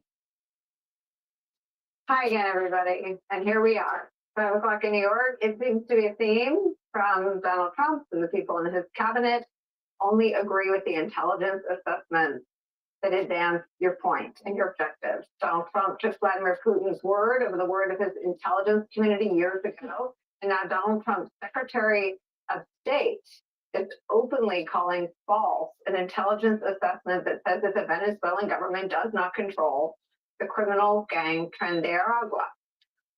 Why that matters is because that link that his intelligence committee says wasn't there between the gang and the Venezuelan government is what Trump is using to justify invoking the Alien Enemies Act. He did that back in March when he deported hundreds of Venezuelans to a prison in El Salvador while depriving them of due process. Now, according to new reporting in the New York Times, the top advisor to the Director of National Intelligence ordered a senior analyst to redo, as in go back to the drawing board with an intel assessment of the ties between Tren de Aragua and Venezuela's government when the first report did not support the White House claim.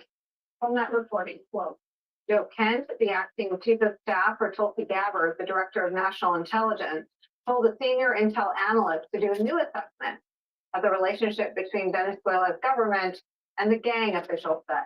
The analyst, Michael Collins, was serving as the acting chair of the National Intelligence Council at the time, while officials close to Ms. Gabbard said Mr. Kent's request was entirely appropriate.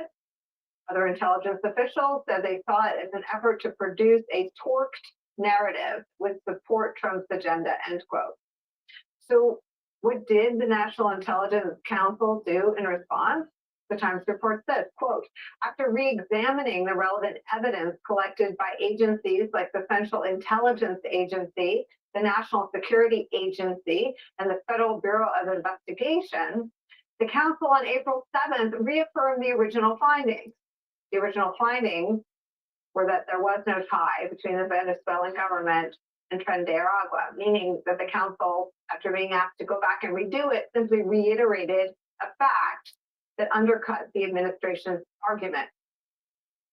For that analyst who Kent asked to redo the assessment, Michael Collins, he was one of the two top intel officials we told you about last week who was fired by Tulsi Gabbard. That's where we start the hour. Some of our favorite reporters and friends. New York Times national security reporter Julian Barnes is here. She's bylined on that piece of reporting and all of the relevant reporting on this story. Also joining us, former Deputy National Security Advisor to President Obama, MSNBC contributor Ben Rhodes is here. Julian, take us through what's the reporting.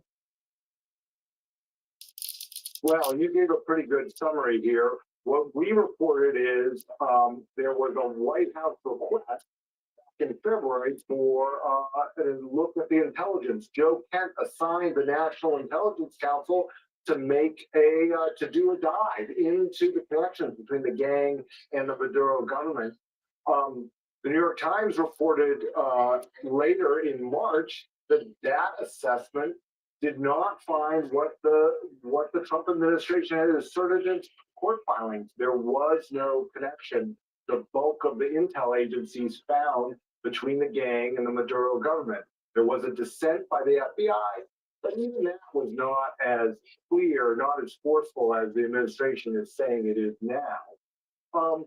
And so then Joe Kent got that, after our story appeared, Joe Kent 4 days later asked for a redo. There's no new intelligence has come in at this point. There's no new reason to think that the intelligence agencies, the spy agencies will come to a different conclusion. But there's pressure on them to relook, to rethink, to re-examine their findings. And, you know, Michael Collins, the acting chair of the NIC, he agrees he will take another look. But, you know, people who have spoken to us said, you know, he acted with analytic integrity and he did not change the findings. He fleshed them out. He put more details about what the FBI, how the FBI differed from other intelligence agencies. But he also put more details in it about why others did not support the FBI. There were not, the FBI is primarily based on detainees who were interviewed, but there weren't any intercepted calls or messages, no tracks of financial information that backed it out. We know all this because eventually that March, the April revision comes out, and it affirms that there is no connection between the gang and the Maduro government, contrary to what the Trump administration has asserted in court. It is a national security problem for the Trump administration because they're in court and on TV arguing one thing, but their intelligence assessment says another. Yeah, I mean, Julian, I was going to ask you to flesh that out. Why is it so important for the Trump administration to manufacture the intelligence if their own intelligence agencies, say for the FBI, are saying something else? Yeah, so the Alien Enemies Act, it requires requires the government in question to be doing a bad act. They can't just be this gang doing a bad act. They have to be working under the direction of the government. And so that's the finding the Trump administration needed. Perhaps they thought the IC would give it to them, but they didn't. It's important that the reason we have Office of the Director of National Intelligence is to take many looks at intelligence from different sides, right? And so you don't just cherry pick the intelligence. But it appears that's exactly what's happened, that they're just taking a minority views, the FBI's, and exaggerated it, and that's what they put in the court documents, and that's troubling, most people would say. Ben Rhodes, let's deal with Rubio first.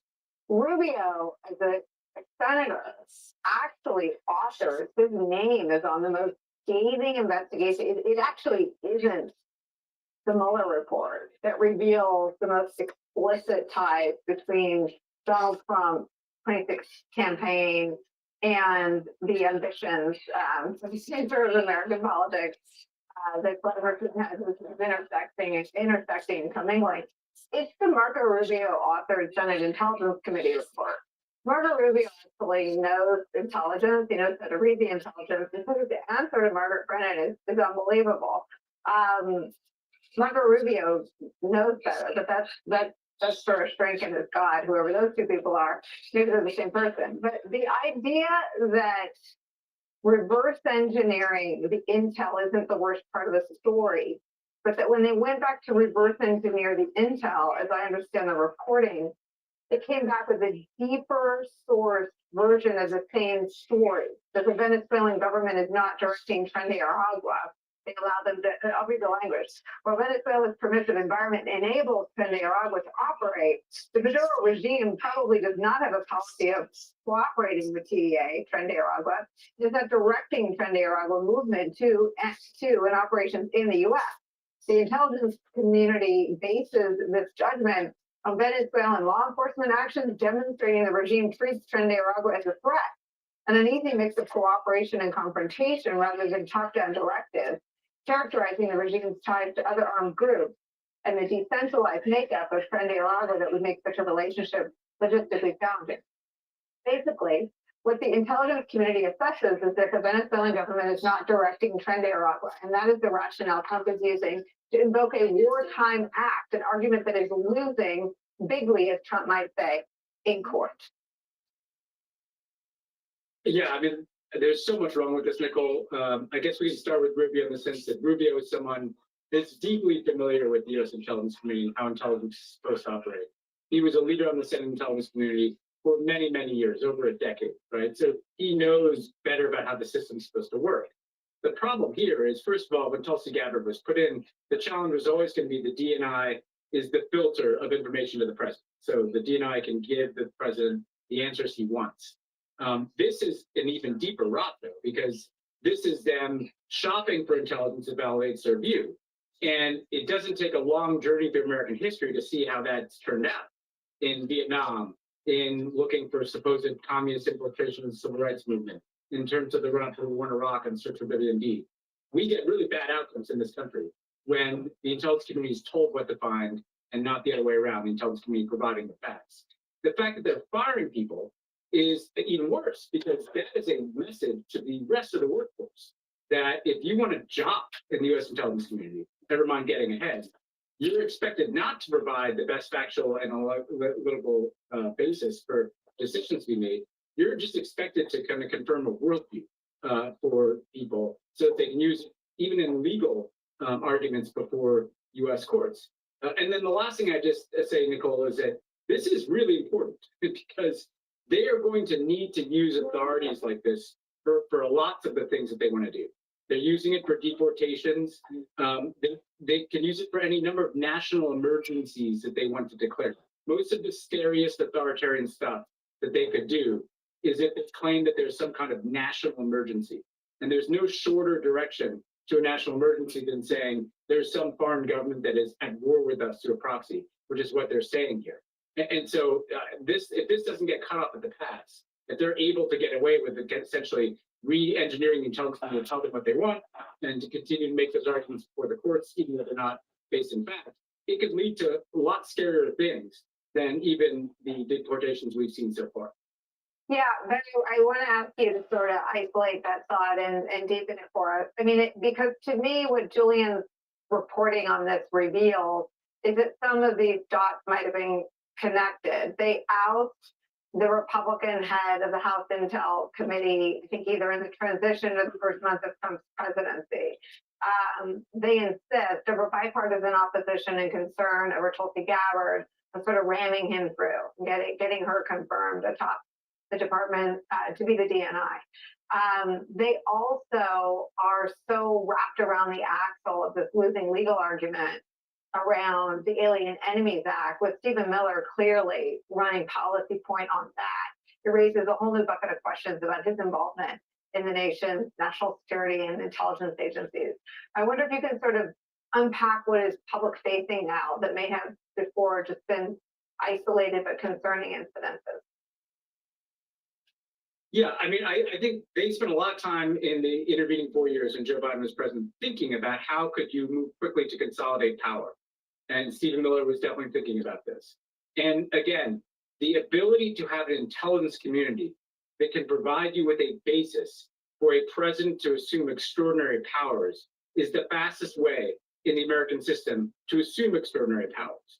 If you look at what they've done so far, they've invoked national security and national emergencies to justify the deportation of people because of tattoos that they had, to justify the deportation or detainment of U.S. persons because of things that they did on college campuses, to justify tariffs. That was done under national security authority, that this is a national emergency that requires us to tariff the whole world.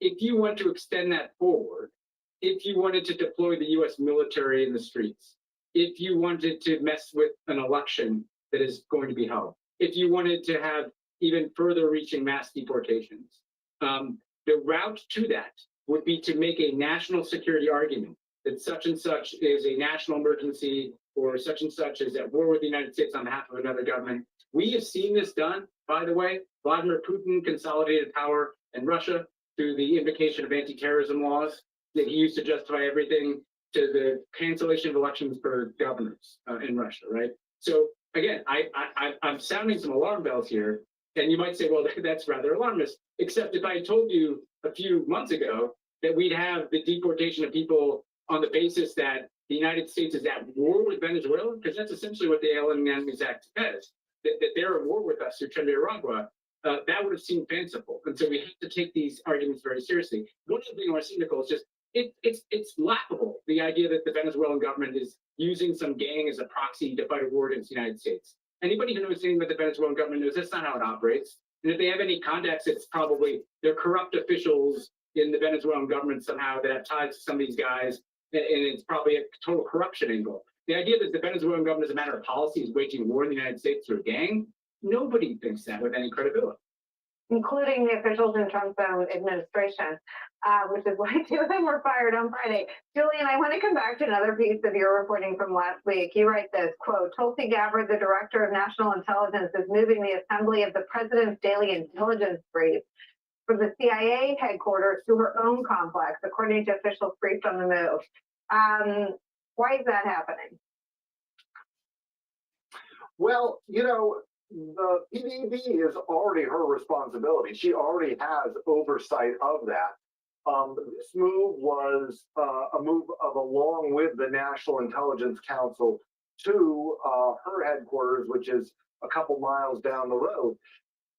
She's doing it so that they can improve in what ODNI officials tell us is so that they can improve the oversight, so they can make this document more responsive.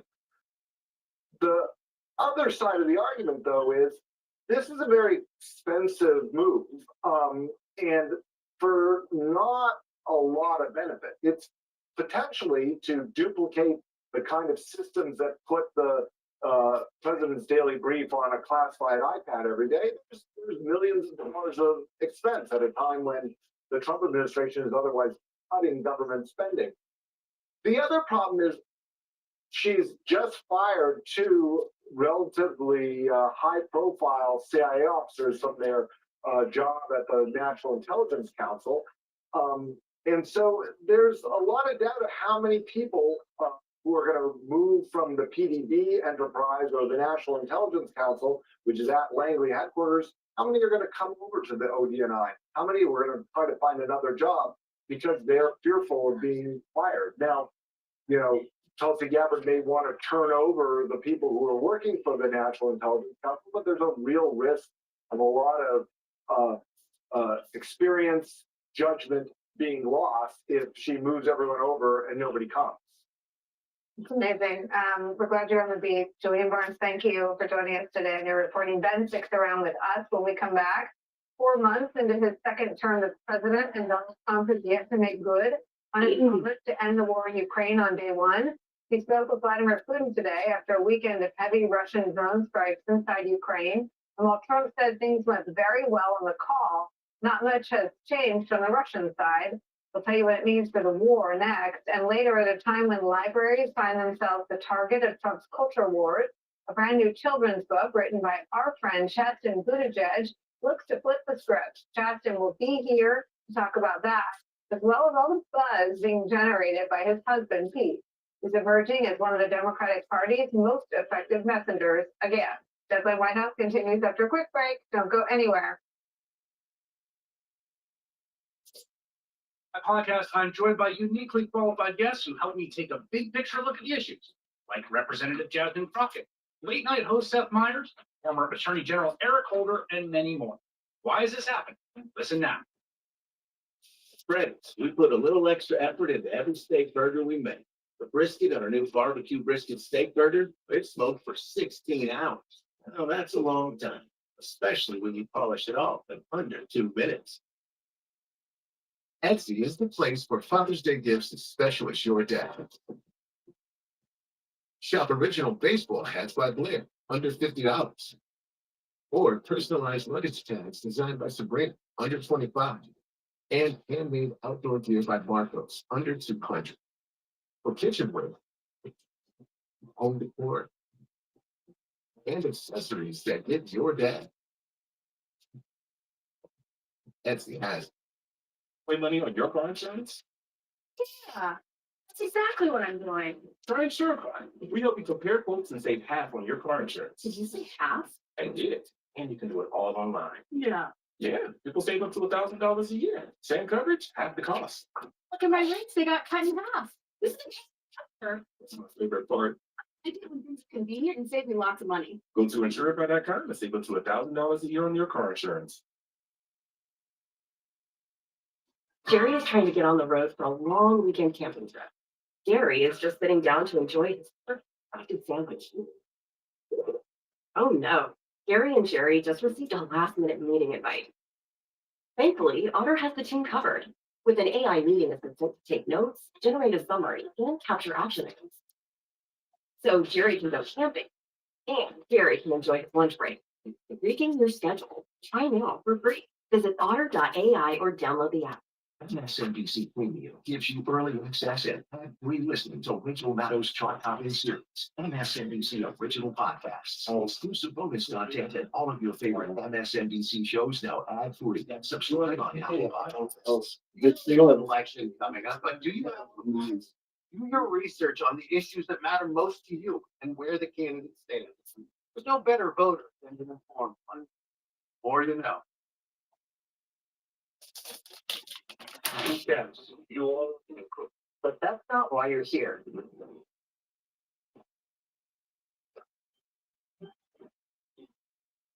You know, long way to die. Yep. Monday on NBC and Peacock. When starting your career or revisiting it, you don't have to do it alone. So find a mentor. A good mentor can boost your confidence and job happiness. Just find somebody you admire and reach out. The more you know. And you admire them? Yeah, of course I do.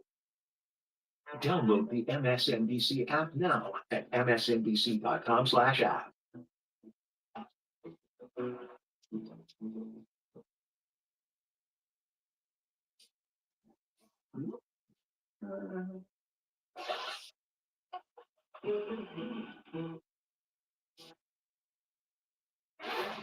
I resigned from the Ukraine and also from the Foreign Service because the policy since the beginning of the administration was to put pressure on the victim Ukraine rather than on the aggressor Russia. My strong advice in terms of how to deal with Putin and Russia is not to give a single meeting or concession or legitimacy until Putin agrees to an unconditional ceasefire that's verifiable and moves forward toward a just and lasting peace.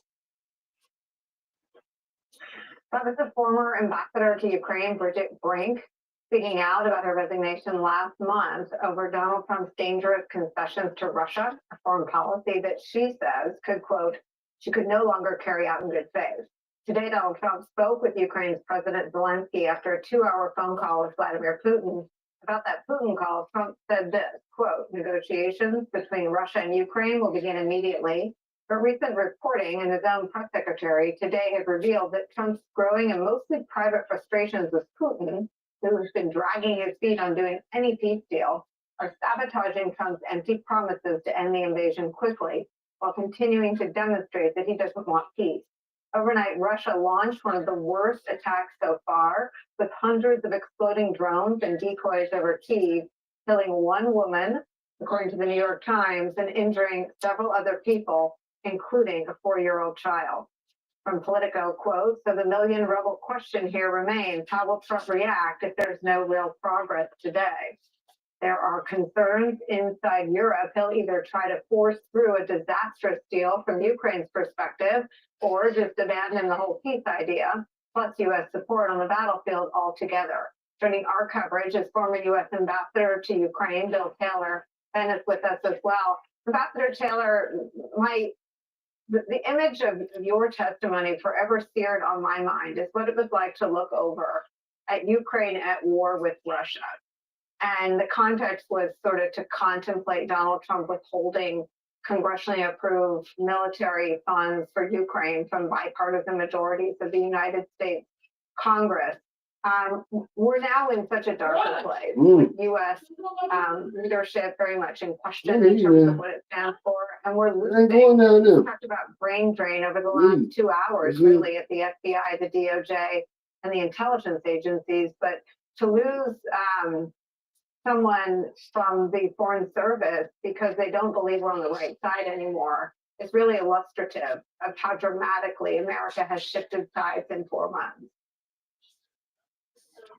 Nicole, you're right. Ambassador Brink is indeed a loss to the Foreign Service, a loss to U.S. foreign policy. She did a very fine job there and under very difficult circumstances. But you're right, there is growing irritation with Putin. He's the one holding up these negotiations. He's the one resisting what the Trump administration has been saying it's trying to do in 1 day or in 3 months to bring an end to this war. It is Putin that is holding up the show, and that irritation, that frustration is starting to be seen.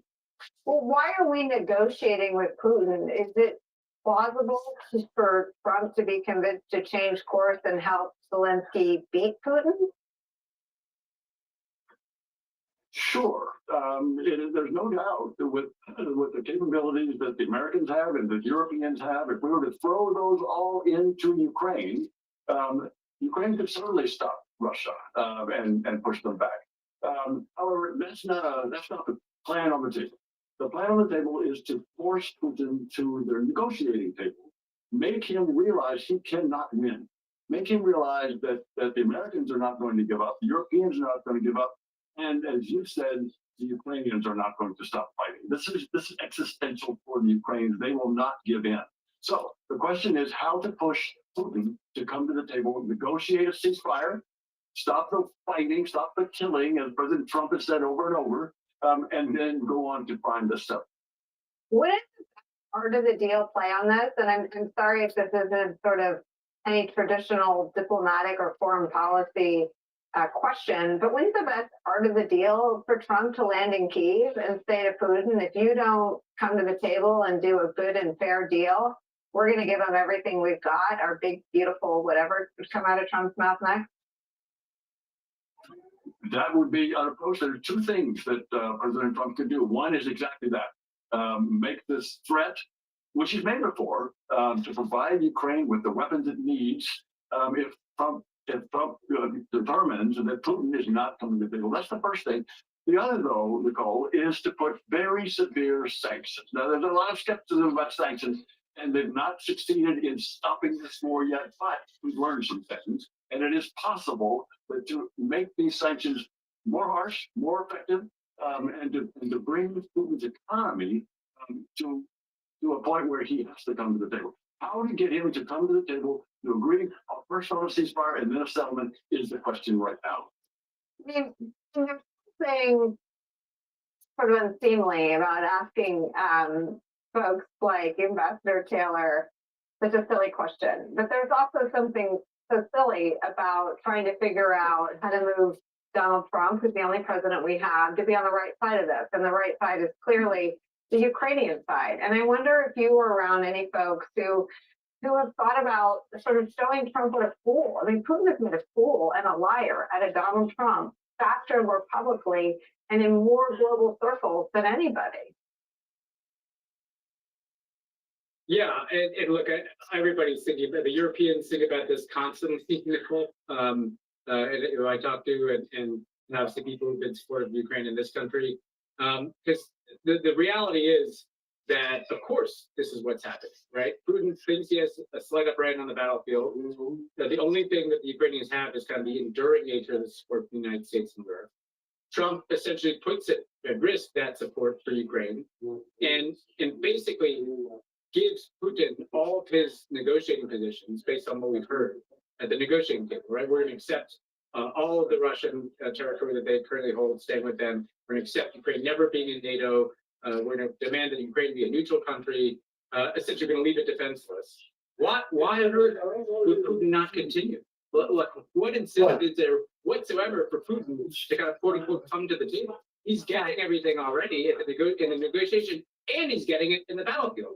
And Putin's incentives here are, well, I can either wait and just kind of keep grinding down the Ukrainians, or if Trump walks away from the table, I don't believe that he'll continue to support the Ukrainians. So I might as well wait and see if my position isn't boost more. So what people are saying to Trump is like, Putin is the one who's stimulating you. And this is what the European donors and Zelensky agreed to the things that the Americans want to show Trump that it's Putin. So Ukraine agreed to the 30-day ceasefire, remember, and then Russia wouldn't. Zelensky agreed to go to Turkey. Putin didn't. And so the advice Zelensky's getting, which is good advice, is just keep showing that Putin is the intransigent party. What Trump has to do, though, is if he doesn't do something substantive, which is essentially like a big package of military assistance, it doesn't matter what threats he puts on social. He has to show that the consequence of what Putin's doing is a whole new package of U.S. support to Ukraine. That's the only thing that Putin's going to understand. And for Trump to do that, he's going to have to show that he was wrong, that he couldn't do it. And that's why I think it remains an open question. I mean, Ambassador Taylor, I've watched Trump's movements closely around Bibi Netanyahu, who I don't know that Trump had a closer ally or more ideological mate in the first term. And he's like yesterday's news. I mean, it just shows the shallowness of Trump's foreign policy relationship. And I wonder what sort of students of Trump 2.0 are learning from him as they watch him on the world stage. Nicole, it's a great question. It's a great question. Vladimir Putin might be a little bit worried about how Donald Trump is treating Bibi Netanyahu. As you say, there was a good relationship before, and it's not so good right now. Trump is effectively cutting Netanyahu out. So the question for President Trump is exactly what Ben just said: how to force Putin to realize that he's not winning, that he cannot win, and that is the way that the Ukrainians are able to come to the table, and they are able to come to an agreement on a ceasefire and then a settle. Do you remain hopeful for your friends in Ukraine, Ambassador Taylor? I absolutely do, and the reason is, Nicole, I've been there now 10 times since the big war started. I was there last week. I will be there in 2 more weeks. They are so determined. Yeah. They're tired. There's no doubt they're exhausted, but they are not giving up. They will not give up, and that's why I have optimism that they will eventually prevail. Next time you're there, send us a flare. We'd love to hear what you're seeing and hearing from folks there. Ambassador Bill Taylor and Ben Rhodes, thank you so much for spending time with us, even rolling with it as my teleprompter went down. Thank you, all your pros. When we come back, Justin Buttigieg, husband of one of the Democrats' biggest and brightest stars, on where the party goes from here, from right now, and how his new children's book looks to upend the right-wing culture wars. Captain will be our guest right here at the table after a short break.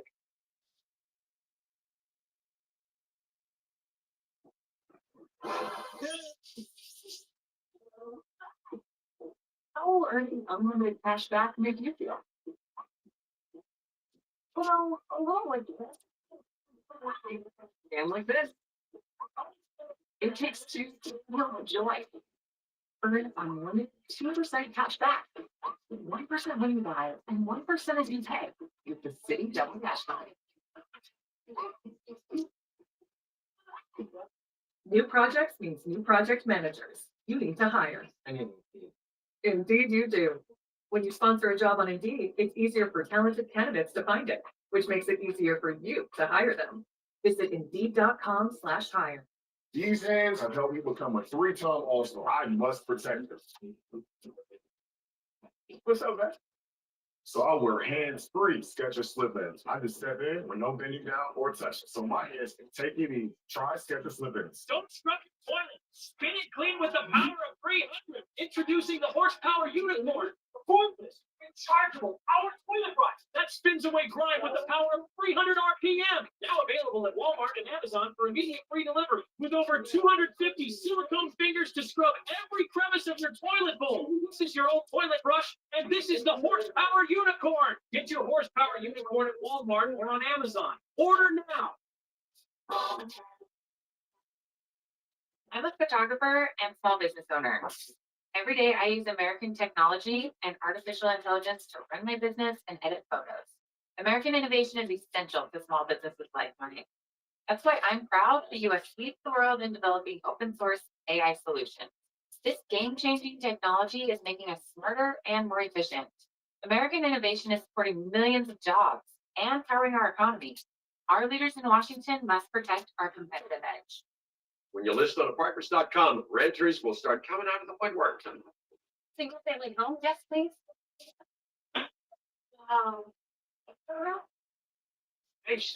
Apartments.com. Place to list the place. Garlic buffalo, disappear. How did you do that? Ask me when your honey must is up. Those are dads, correct? I think we've had enough magic at the dinner table. And this is an important step for all our employees. Blah, blah, blah, blah. Certain you're a meal?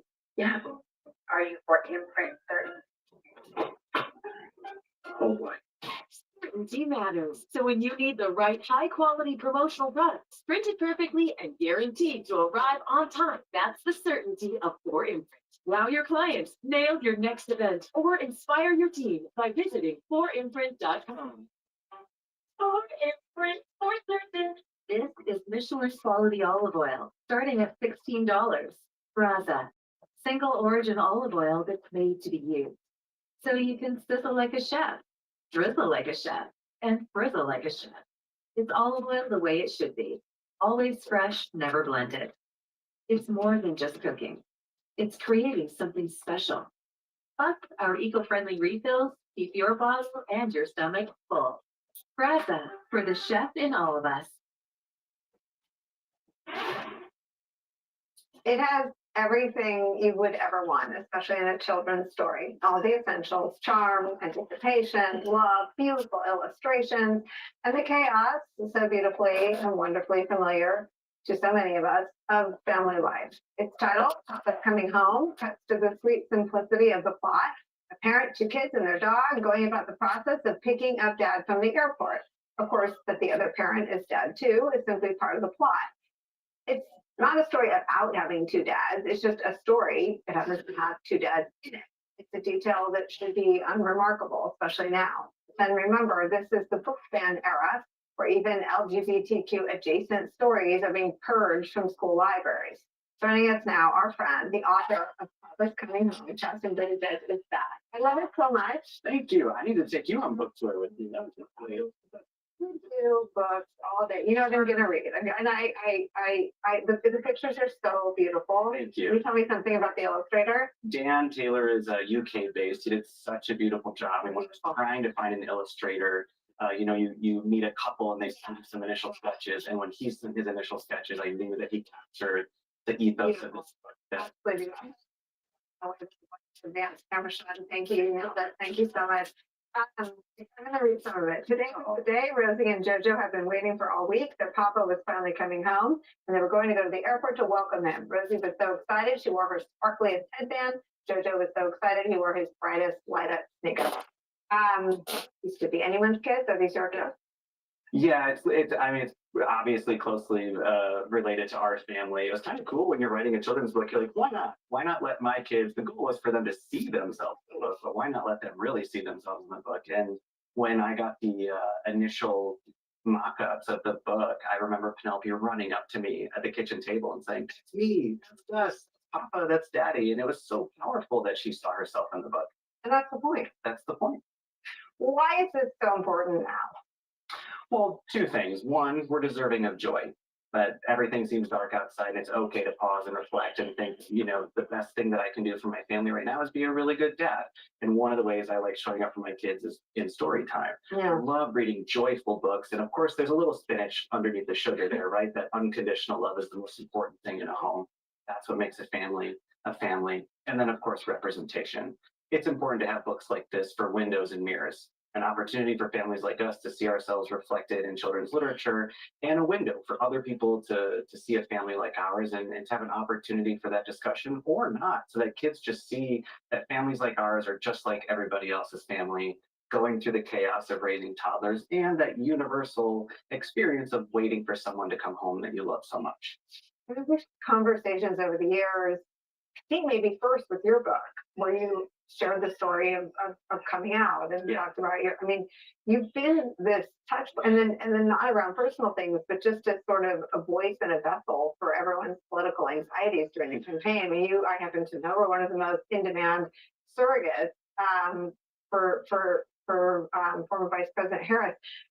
What is it that you tell people or give people that puts you in such demand from folks, whether it's around being a parent, telling your own story? Look, I never thought that I would be this person.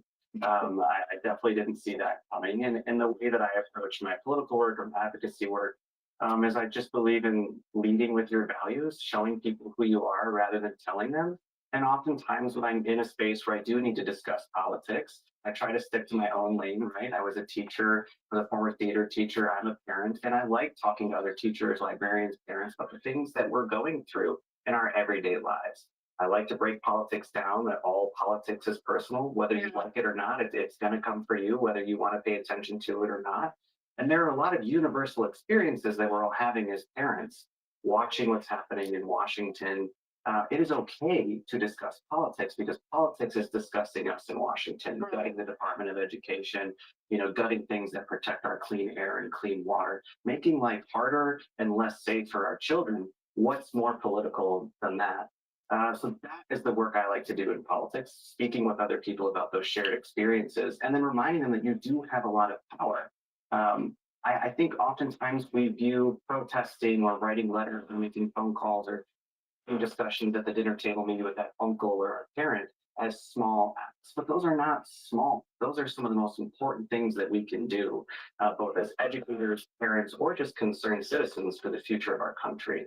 Do you feel in this moment, do you feel like the culture wars could come for you guys? I am not naive about the state of things in our country, but I refuse to accept that I should just hide or I should just go home or I should stop speaking up for kids like mine or other families like ours or any family in this country. I know that some people will have an issue with this book. There are some political choices in the book. There is a dog licking frosting off the counter when they're baking a cake. So I should have consulted a veterinarian, but I'm not naive to it. Naive about it, but no, I refuse to let them rob me of the joy. All right, we get to take a break. I want to ask you about what happened in Iowa. Oh gosh. I'll be right back. I am Polestar 3. I am pure electric performance. From the straightaways to the hairpin turns, I am designed to be driven. The drive of tomorrow. I am Polestar 3.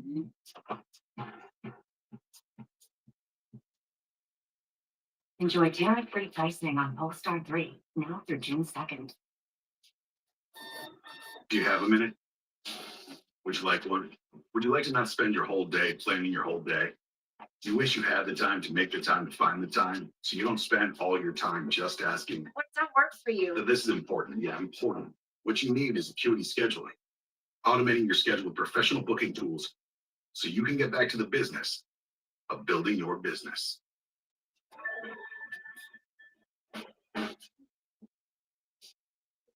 Etsy is the place to find Father's Day gifts, like original baseball hats by Blair, under $50. Personalized luggage bags under $25, or handmade outdoor gear under $200. Your dad's one of a kind. Get a gift that gets him. Etsy has it.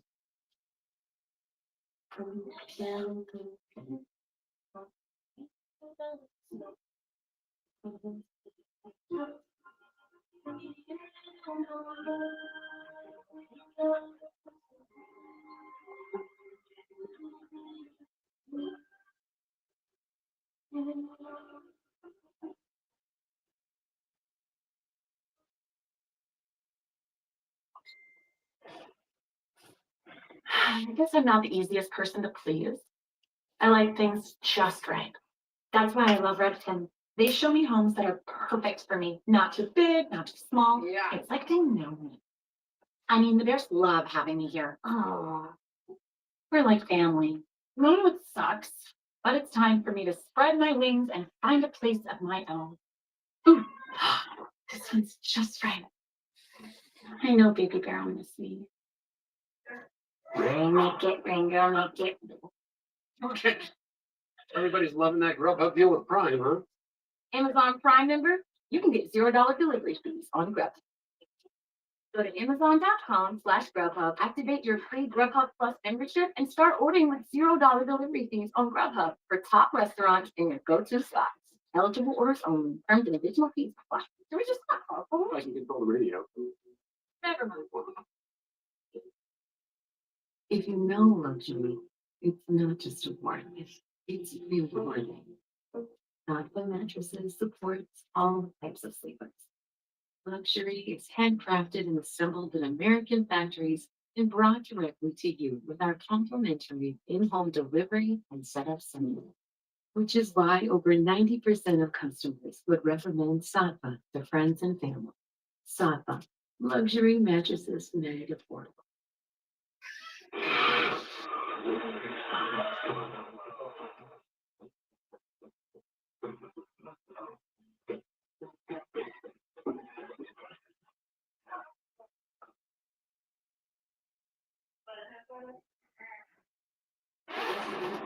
Freedom means freedom from overbearing government, something we should be able to join hands, progressives, conservatives, libertarians, at a moment when the President of the United States thinks he can send you to another country or shut down the broadcast license of the TV station if he doesn't like what it has to say. That is not freedom. We have lost some freedoms in this country during this administration and the previous Trump administration. But we will not rest until we have restored freedoms like a woman's right to choose. We have grown less secure as a country. There is no doubt about it. If the leader of the United States of America, the most powerful member of the human species, is considering taking a $400 million jumbo jet as a gift from a foreign government, that makes us less secure. You know him. A lot of people like him a lot, not just what he's saying, but where he's saying it. I know that there's a real partnership. You're not a secret weapon, your partner. But how are you guys thinking about the country in this moment and how to engage people, parents, people starved for this kind of sort of confident, true, from whatever this is? I think, anybody who knows me would tell you I couldn't wait to get out of Washington. I really missed being in Michigan, and I was so excited to have him home. And I was surprised when I approached him and said, I think you need to get out there. Yeah, I love him so much. I think he's a phenomenal communicator. I love watching the way that he talks to people back home and can disarm them and make them feel heard and understood, even if they have different values or political positions. And there's an element of that I think we're missing right now. And so obviously I don't want him going every day. I really appreciate the leadership and the help with the kids and the laundry and everything. Yeah, true. But I also think, people are hungry for a messenger. And I know, obviously I'm pretty biased, but I know people like what he has to say, and I'm really proud of him. And I also know that people are hurting. So when he's able to talk with folks and help them feel seen, or at least less afraid of what's going on in Washington, it can be hard as the spouse sometimes to share that, right? Say, I think you should get out there. I think you should go to a town hall. I think you should do more media. But that's just kind of the situation I'm in as the other half. But I am very proud of what he's doing. I mean, I worked for George W. Bush and know that Laura Bush was very reluctantly sort of in that White House East Wing. Michelle Obama, I feel like is just beginning to crack open and give us the public story of what that was like for her. Do you think about what that would be like if you were to run and win? No. I'm trying to protect my peace. Look, I'm not naive again to the reality of the world in which we live. It can be a weird position to be in to say, like, I think you should get out there more. I think you should speak more, and then you also have to contend with the consequences of having a husband who's clearly very good at what he does. My kids ground me right now. They remind me of what's the most important. That's why I wanted to write a book about this, right? I cherish story time. I cherish time with my parents, time outside in the woods. Right now, we're very into hunting worms. And it just reminds me of the most important thing in life right now is just to be a really good dad and take care of my family. So sometimes those other things feel like, outside forces knocking down the door, and I don't think I'm ready to let that in. What do you think it is about you and Pete that people respond to so really in this moment hungrily? Well, I've never, like I said, kind of approached my work pretending to be somebody else. It's too hard to pretend to be somebody else. So I think you have to approach your work with a level of authenticity that hopefully other people like and see themselves in, right? I often talk about growing up in rural conservative North Michigan, running away from home. When I came out, watching my mom's experience with cancer and medical debt, those are all shared experiences that many of us have. Watching my parents try to put food on the table or run a small business, people just want to know that they're heard and seen. We've got to spend more time just in conversation with people. I think the more we get offline, meet people in our community, have authentic conversations with them, and then start to see one another as human beings. And I think that's some of the most important work in politics. Don't just show up and talk at people. Talk with them. Don't just invite someone on a platform and give them a platform to spew whatever nonsense they want to spew. Try to find ways to break down barriers even between folks in your own family. Computer attack. You're the first person that always calls me. I mean, I think sort of taking care of your people is something that I know you guys live. How do you sort of see that in this moment where I think a lot of people are really worried about what's going to happen? I mean, if you take I mean, I think half of the books that have been banned involve LGBTQ plus storylines. Lots of times the book or a story is the only thing you have in a small community, right? That you are not alone or you're not the only person going through something. I mean, what is your message to people that want to sort of connect in this moment as a way to show people that they're not alone? Well, connection is key. Absolutely. Finding ways just to get offline. Again, the things that you can do in your community are not small. Fighting the battles and putting out the fires on Twitter is not the work. When have you seen someone on Twitter say, I see it your way. Thank you so much for explaining it. Nice. But, I would encourage folks to maybe look up their local school board. Sometimes they stream the meetings on YouTube and you go back and watch former meetings. My kids aren't old enough to be in our public school system yet, but I did pull up our school board meeting one night as I was washing the dishes, as all cool dads do. And watched as, there was one of those figures at the meeting who was attacking librarians, attacking teachers, and making gross assumptions about LGBTQ youth. You could be the person showing up to the school board meeting saying, that's not who we are as a community. Our teachers need more respect. They need more higher pay. We deserve more resources, but you can be that person. And I would encourage you to find ways to use whatever platform you have to connect with people in your community or show up for your community. It's not all Washington. It's not all of the things that are happening in the White House or in Congress. It's often at your local school board or your city council meeting. And then you can make connections with the people who are also there saying, I think we should speak up for our teachers and our librarians too. Making those connections and lifting one another up matters so much, because then when we do go out into those big battles, we feel like we can link arms with the people to our left and our right who are going to remind us our shared values and the kind of country that we want our kids to grow up in. It's so important. It's such a beautiful book. Thank you so much for being here. Thank you. I love it. Thank you. I love seeing you. The book is called Papa's Coming Home. It's out tomorrow. Another break for us. We'll be right back.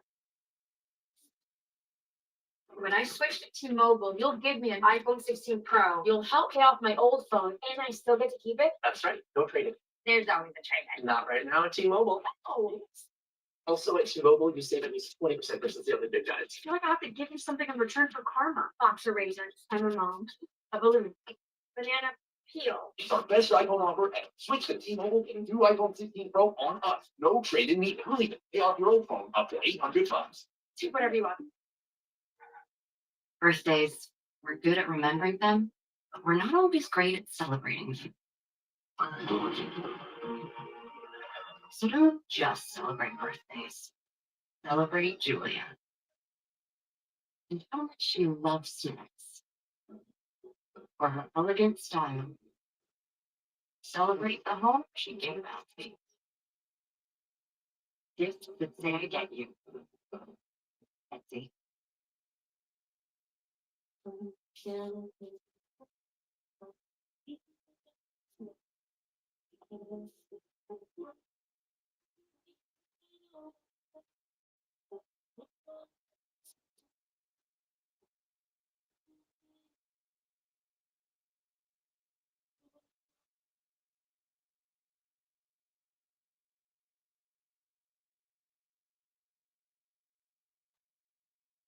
Before Fiber Go, I was just another AI. Which one is your favorite? I think they're the same. Here are 600 one of a kind taglines for your brain. But then I met Jane. She's an illustrator on Fiverr, where freelancers turn AI to work in their unique style. Now I take on some her projects.